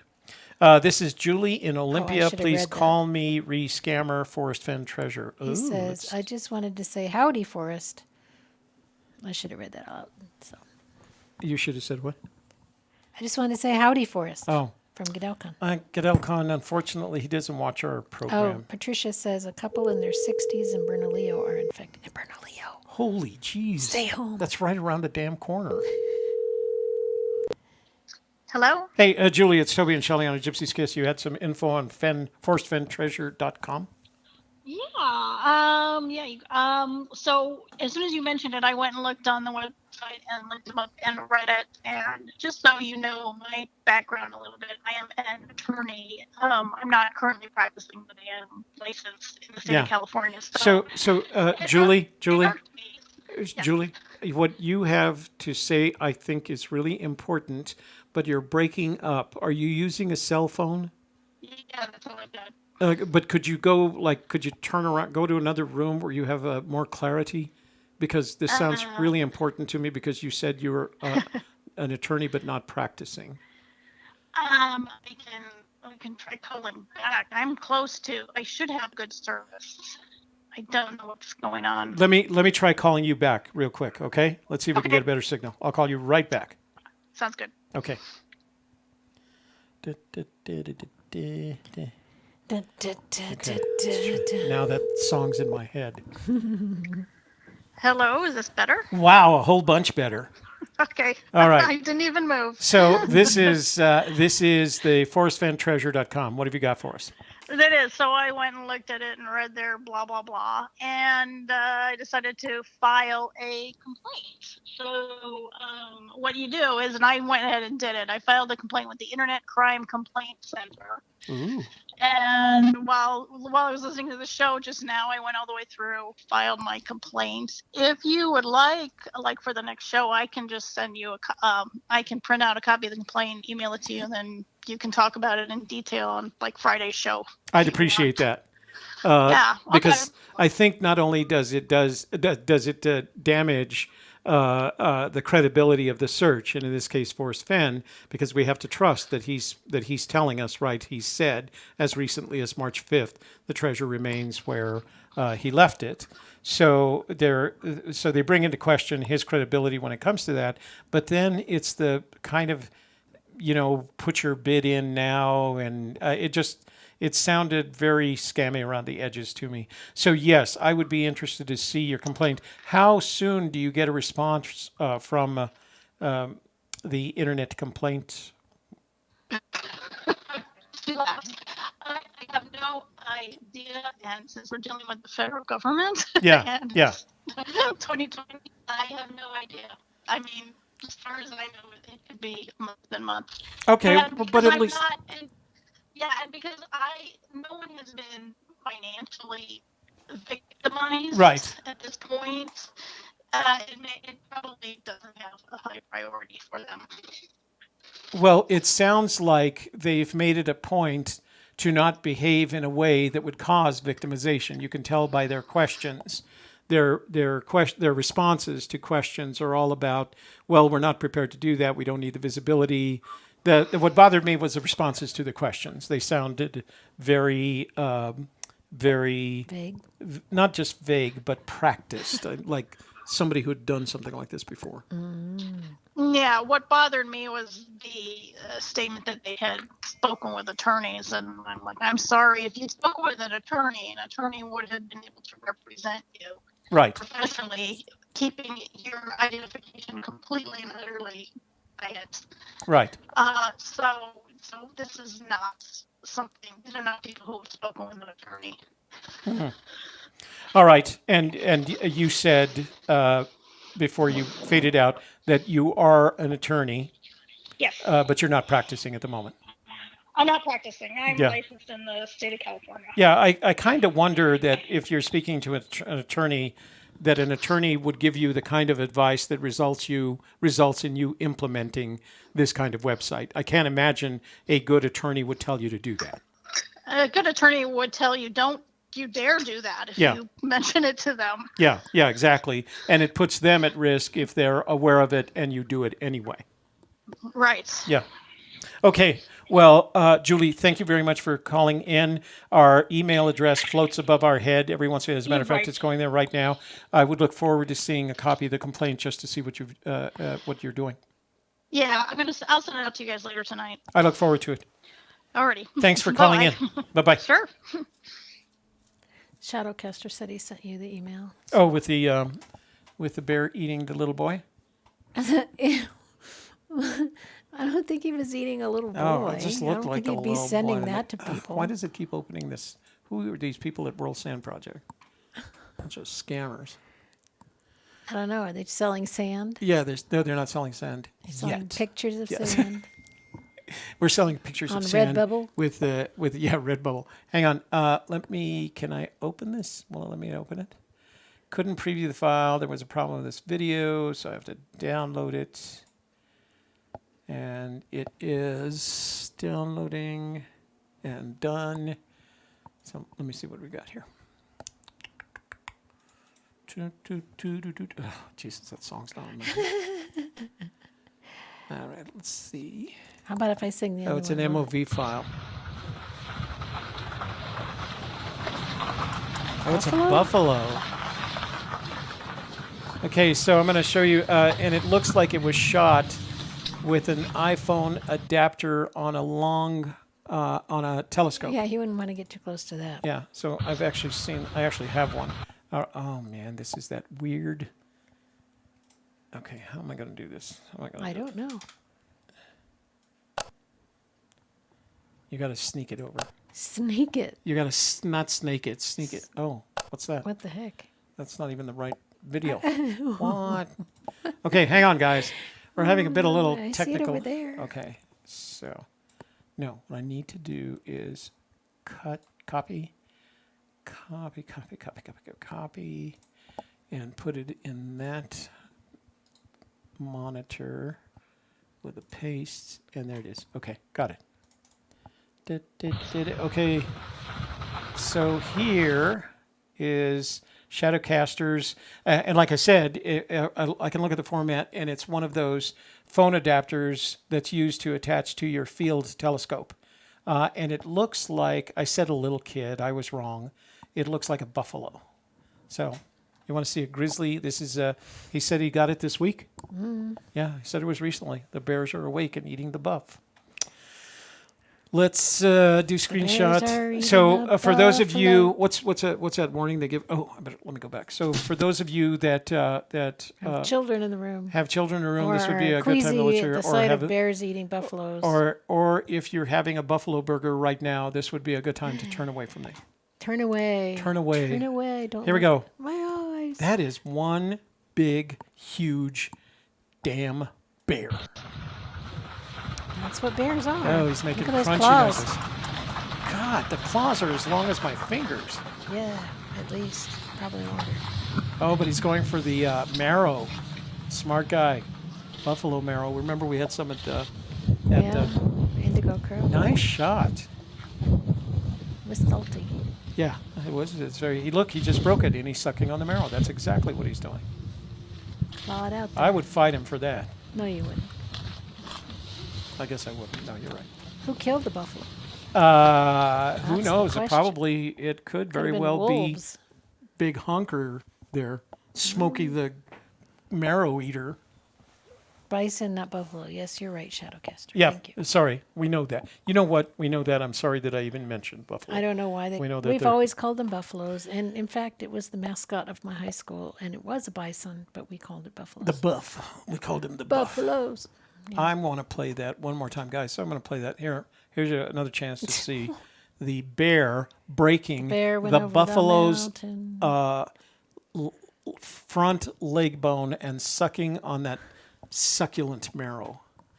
I would do that. As a matter of fact, after he left, I would go back and get the rest of the marrow. Yeah, right. I think That's we'll just salty. go to the Oops. restaurant and have it instead. Yeah. Okay, one more time so you can say, you know, other YouTubers will bring you fan material where he's answering questions and they're documenting his stuff. We bring you bears eating bison. Bison. Yeah, that's pretty good. This is something you should tune in. Thank you for this, Shadowcaster.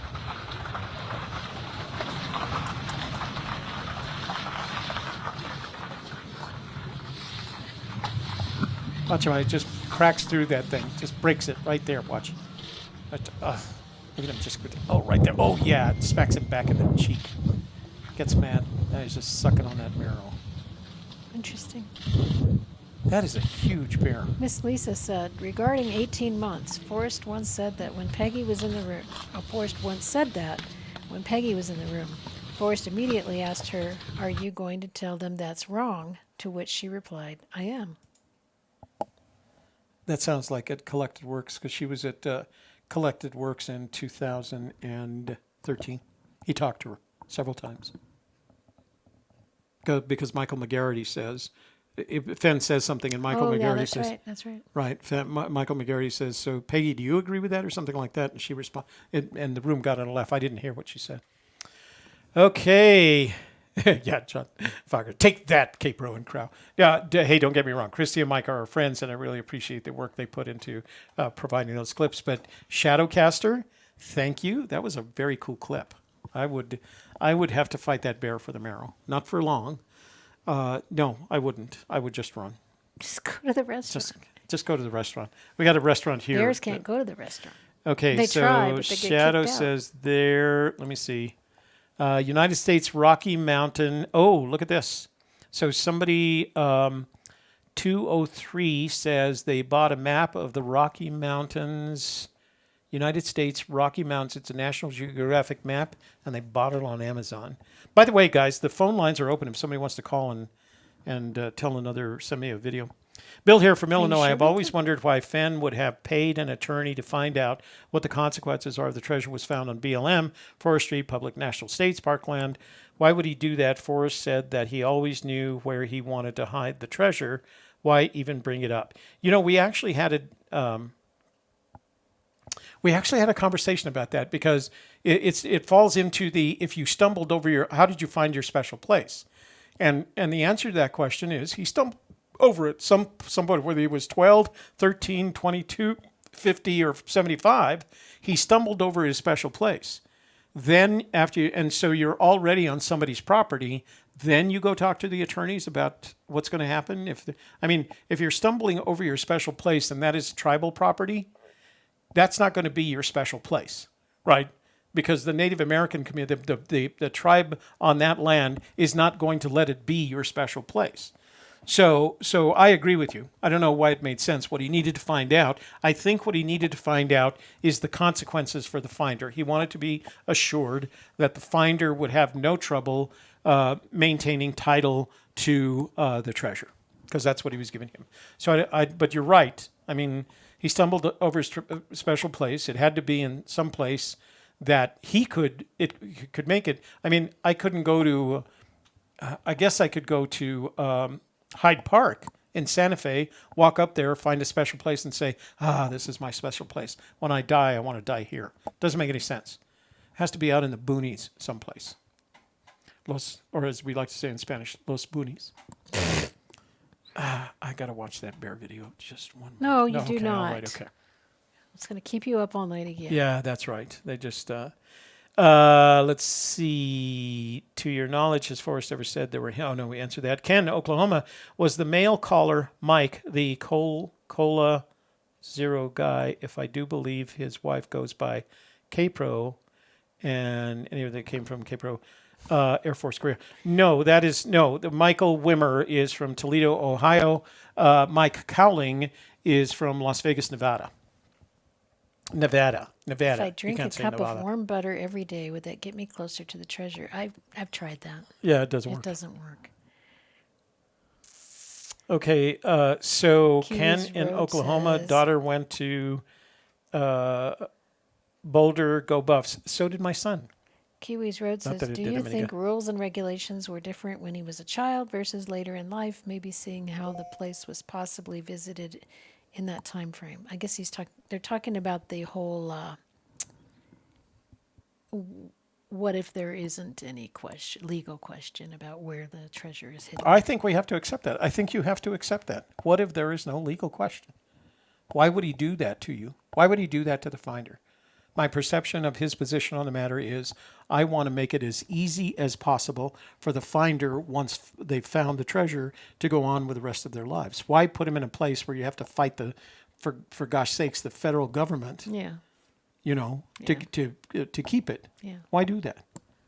I don't think it did anybody. So this is a picture from area code 630, no name, but it's a bear in Michigan, and the difference in Michigan is, let me see if I can upload this, and you can see what the difference is between the bears in Michigan and, let's see, more, and I don't know what sign that is. What's that? Oh, that's not going to help me. Redneck Express says, it came out recently Forrest Fenn consulted with attorneys after the chase was going a few years, not before the chase started. That's important intel. I think so. Yeah. So there's a picture here that I can't get off this phone. So 630, the picture of the bear in Michigan, would you send that to a gypsieskiss@gmail.com? Because I want to show everybody in the room the difference between a grizzly bear devouring, literally, a dead bison in Yellowstone and this black bear, and how the black bears in Michigan behave, which I think is completely different. I mean, they don't go after bison. Let's put it that way. I don't think there's a lot of bison in Michigan. Well, they don't. You'll see when I get the picture. Gypsy Kiss recently consulted with the. Okay, that's recent. What? So It's a picture of a bison. it's the what? It's a picture of a bison. In the Michigan case? Yeah. I'm not going to tell you that. That's just you've got to wait now. We got a 36-second. This is just enough time to play this from our friend Davio. Beep. Why, it's more fun than a barrel of monkeys. It's called a barrel of monkeys. That's a little plastic that look like yin and yang. Both have hands with hooks. You pick up other monkeys with them. Oh, dang nabbit. Bad connection. Bad connection. It's a night of bad connections. Yeah, so that sounded like Davio has memorized, spent enough time with the barrel of monkeys thing that... oh, it's John Miller from Michigan. He mailed it to us. So let's see if we can open that now so we can show you the Michigan bear. Okay. Michigan bears. First it's coins, then it's bears. Oh, thank you, John, for that. It's Brad and Sarah. It's one of them. Hey, Brad and Sarah, it's Toby and Shelley. Hey, guys. How are you doing? Pretty good. How are you doing? I'm doing well. Say, I just wanted to pick your brain real quick. You may not get anything out of it. It's a lot of Linton. Okay, let's try. Everything I've got to even come up with this. Okay, all right. There is a video on YouTube put out by SBS Dateline. Yes. Treasure hunters, forest Fenn's treasure hunt clues, blah, blah, blah. In the last minute or minute and a half or so of that video, Forrest is on there, and he makes a statement where he says something to the effect of, if the treasure's not found while he's alive, it may never be found. Have you ever seen that video? I have seen that video. I have seen it. And it was hard. So the problem with that entire video is that the editors at SBS, Dateline, just cut the hell out of it. It's so edited. You don't know what question was asked. You don't know what the complete answer was. I have seen it, and I've discounted it as having any significant meaning. Like, you know, what does he mean when he says is if he's gone, that the treasure is less likely to be found? I don't know. I don't know why the treasure is any more or less likely to be found, whether he's here or not. I think the odds of finding the treasure are the same, whether he's living or dead. Well, and I pretty much discounted the 99% of that interview that they had with him and the way they, like you said, the way they edited out, yeah. And it's just a, you know, come see, come side video that you see 99% of the ones on everything that somebody interviews Forrest Fenn on is all the same basic questions and the same basic blah, blah, blah. Right. But that one statement he had at the end there just has... haunted you. I saw it for the first time a couple weeks ago, right. And it's had me kind of confused. Do me a favor and send me the link. Let me take a look at it because I remember seeing it, but it's a long time since I've seen it, and see if I can pull anything else out of it. Some kind of interpretation, reasonable interpretation. I don't think there's anything there. Yeah, but yeah. It's one of those that I've heard one time, and I was like, I've never heard that before. Right, nor have I. And, well, I have heard it before. I just don't, it's been so long, I don't remember the context. And the only thing I remember about that particular Dateline video is that it's, as a former, you know, documentary maker, it's really edited, which is what they have to do. Yeah, and it's, you know, all for ratings and whatnot. And I got that, but out of that entire 7-minute and 14-second video, there was just that one little snippet there, and I was like, wait a minute. Yeah. Yeah. I've never heard him say that before, and I didn't know if that was a slip or just a, you know, bad editing that made it sound that way. I don't know. I'll take a look at it, and I'll have something by Friday. We can talk about it then. All right. I'll send you the clip. Okie doke. Right, hey, tell Sarah-san that I'm sorry for blocking her. It looks like I was trying to block somebody else, and she just got, you know, as the chat She was went the up. innocent bystander. Bystander. It's called shrapnel. Yeah. Friendly fire. Friendly fire. Friendly fire. And tell her picture, the one that Tony Henman donated to her, went out today. So she should have it in a couple of days. Good. She'll be excited to see that. Yeah, I'm sure. All right, guys. We will talk to you again on Friday. All right. Talk to you later. Bye. Bye-bye. Okay, I have turned the done that.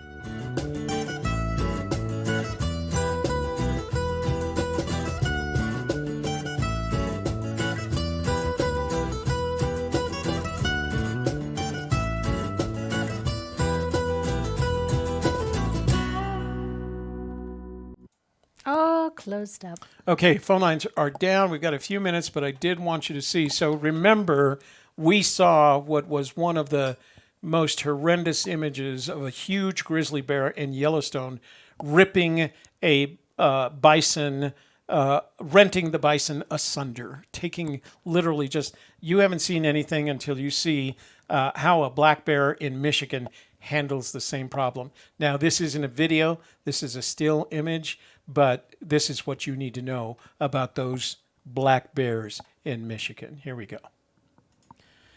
Because they're really smart about making this. a snowman. No, he's carrying a trash bag. Oh. Lazy black bear, Michigan black bear. I am not going to go chase down that damn buffalo. Logic Chaser says, I thought it was Forrest. I thought it was that Forrest was saying that it would be harder the longer the chase goes on. Essentially, the geography could change over time. Something Brad was talking about. Yeah. So I would assume that's a good analysis, Matt, because that would be a real easy conclusion to come to, that it's going to get more difficult. So I don't think he ever imagined that it would get more difficult as a result of the fact that we entered the chaos theory zone. But I think you're right that the geography is going to change. Bye, Sternworm. Have fun on your date. Sternworm's going on a date? That's what he says. How cool is that? Wow. So anyway, watch out for those Michigan black bears. They will steal your garbage. Yeah, don't forget to wear your surgical mask. Right. So we have 4 people, and they're all in Bernalillo? It said a couple, and there was an elderly couple. It could be in 60s. my neighborhood here. In the we got a whole bunch of them here in the neighborhood. Well, just don't touch anybody. I went around kissing all the 60-year-old ladies today. Should have done that. They expect me to. I have to go once a week and just give them a little besito. Did you disinfect them first? Black bear, Michigan. Black bear in Michigan. Watch out for those guys. They will steal your garbage. Let me see. Oh, we did get, so Laura, I think that's Laura's number, Take huh? out the papers Has anyone and ever the picked up on that? trash. Here, you can answer this question. Has anyone ever picked up on the misquote, 2 can keep a secret if one of them is dead? Misquote. Yeah, because Benjamin Franklin said 3 can keep a secret if 2 of them are dead. Really? Yeah. You didn't know that? I didn't remember that. Oh, Thor went for the Toby Oh, one. you just licked your finger. Now you got the diseases. Old people in Bernalillo. What am I surrounded by here? I know. I mean, Alrighty. actually, when I think about it, they're all younger than me, but there are some old fogies out here. Okay. Don't forget to check it out and add your state to your name or get added to a whole new perspective of the thrill of the chase. Oh, Ron, don't worry about it. We've got time to work on this. So he's apologizing for not. Ken in Oklahoma gets more. I believe he feels interest will wane. No longer will you know it's not been found, just kept a secret. Yeah, I like who said the likelihood of the geography changing as a result of landslides. Was that Logic. Matt said that. I like Matt's approach, but I got to go back and see the video because I think that seems to me the context. And then they cut it, right? So he's talking about landslides, and it goes, and they cut it at that point. Then you don't know the context. I mean, in his head, he's imagining landslides. You got anything else over there? Nope, it's time to go home because look, it's 5 after. Oh, I yeah, gotta you go gotta home. get home. Shelley's, Kevin's on a new schedule, so Shelley has to be home by 9:30. That's right. Got my curfew now. So, Get away from all you Bernalilloans. Oh, jeez. Bernalillo, 2 people, 60 years old. I have 2 next door, and I know, right? Stay in your house. I am going to. Just have Walmart bring you stuff. Make the Walmart grocery run, Just right? stay in your house. Once a week. Just bring You it over can go there. for a walk, just don't touch And or what talk was to really anybody. funny, I told you the guy wouldn't come near. I was processing those prints. He probably heard about the Bernalillo thing. He's like, hey, there's one of them. I was processing the prints, so I was wearing the rubber gloves so not to smear the glass. And he came into the garage and he looked at me and he said, "I'll just leave him here, okay?" I go, well, I got to sign it. He says, "No, I'll make the mark. Thank you." I said, "I'll tip you on the app, okay?" So yeah, that's how I get my groceries. Sarah rocks. Oh, we got a giveaway. No, we don't. Wait, do we have a giveaway? Yeah. Okay. Sorry. Oh. Sarah rocks is right. The thing from Patricia and Paul. Patricia Marin. Okay, we got to take time to do that. Okay, so let's put it up in the Whoopsie. window. Whoopsie. Sarah, look at Butt you. drums. You know what, Sarah? You know what, Sarah? You know what I'm going to do for that? I am going to re-block you. Make her a moderator. Okay, how about that? Here we go. Make her a moderator. You got a blue wrench for that. On the Woohoo! ball. Okay, so and that's for two reasons. Number one, for blocking you accidentally, and for two, bringing up that. That we forgot to do the giveaway. So I'll send you the rules of engagement in an email this evening. So what am I looking for? AGK Video Manager. Okay, so let's do Last week's screenshot. video. So what This we're is giving away the feather.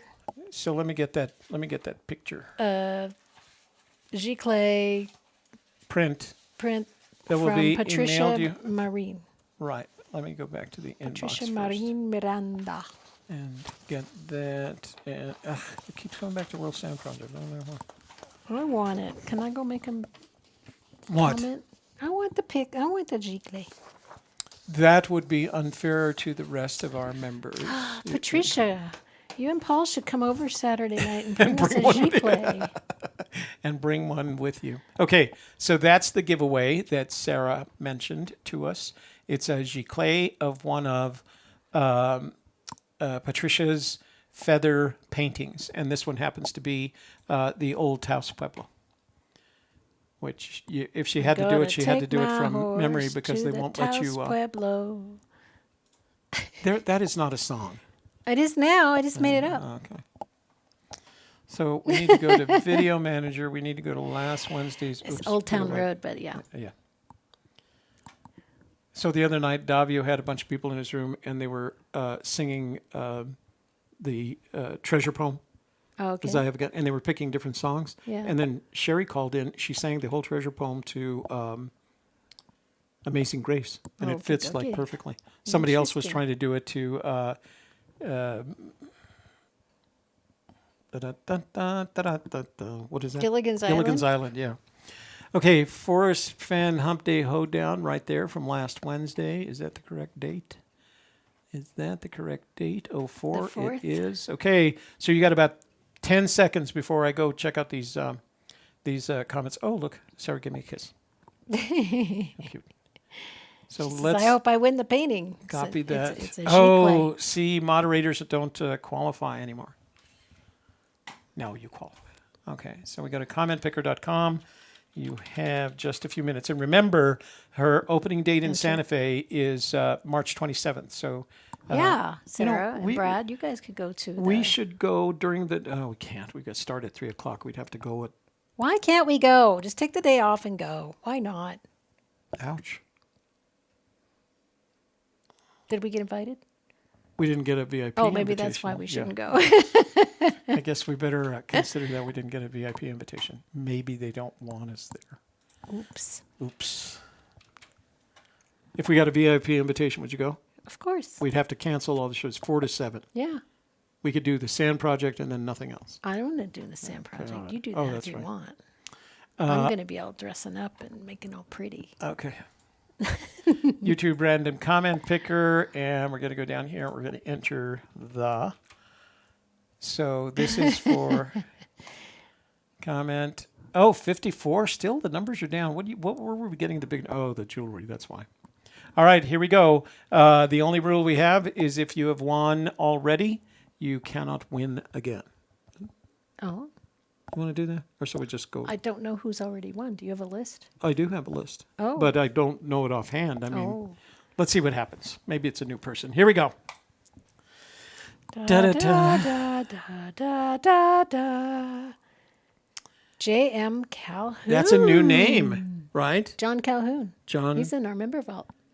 Oh, he is? Yeah. Oh, cool. Well, John Calhoun, you're the winner. John, if you're listening right now. Let me Actually, he was, and then he had to drop out because he has to take care of his mom. Oh, take care of his mom. That's right. Okay, let me make a note here. John. So, John, if you see this either tonight or at a later time, please send your shipping address to, text it to 202-815-1171. That would be the number in the lower third Give him a little right applause here. for that. So give away gifts, give away happy birthday. I don't have any music for that, I guess, right? What? The giveaway. Did you win? Yeah. Don't I have one of those? Yeah, you Oh. win.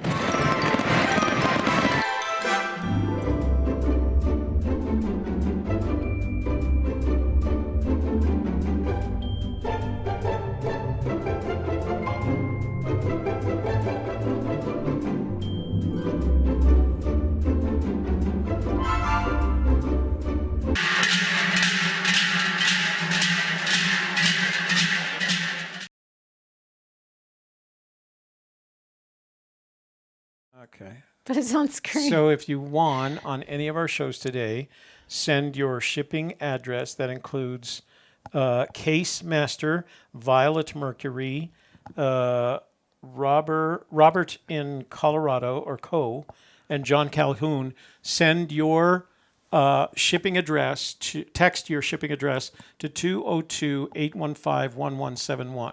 All right? I would appreciate that. It just makes my life a little bit easier. If for some reason you can't text, then email it. But try to text. No, don't even say that. Well, what if they don't have a texting phone? You find a girlfriend, significant other, your father, whoever has a text it to me. Figure it out. Okay. Dang, nabbit. You don't know how much trouble it is to go through all our thousands of emails to find shipping addresses. Well, they could just put a special title on it. 202-815. But now you got to go through all the text to find it. 202-815-1171. Send your shipping address to that number. Okay, now you can talk again. Okay, I'm sorry.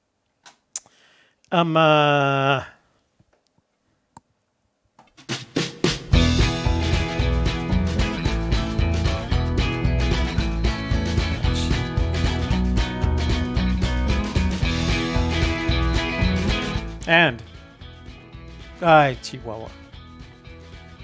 Okay.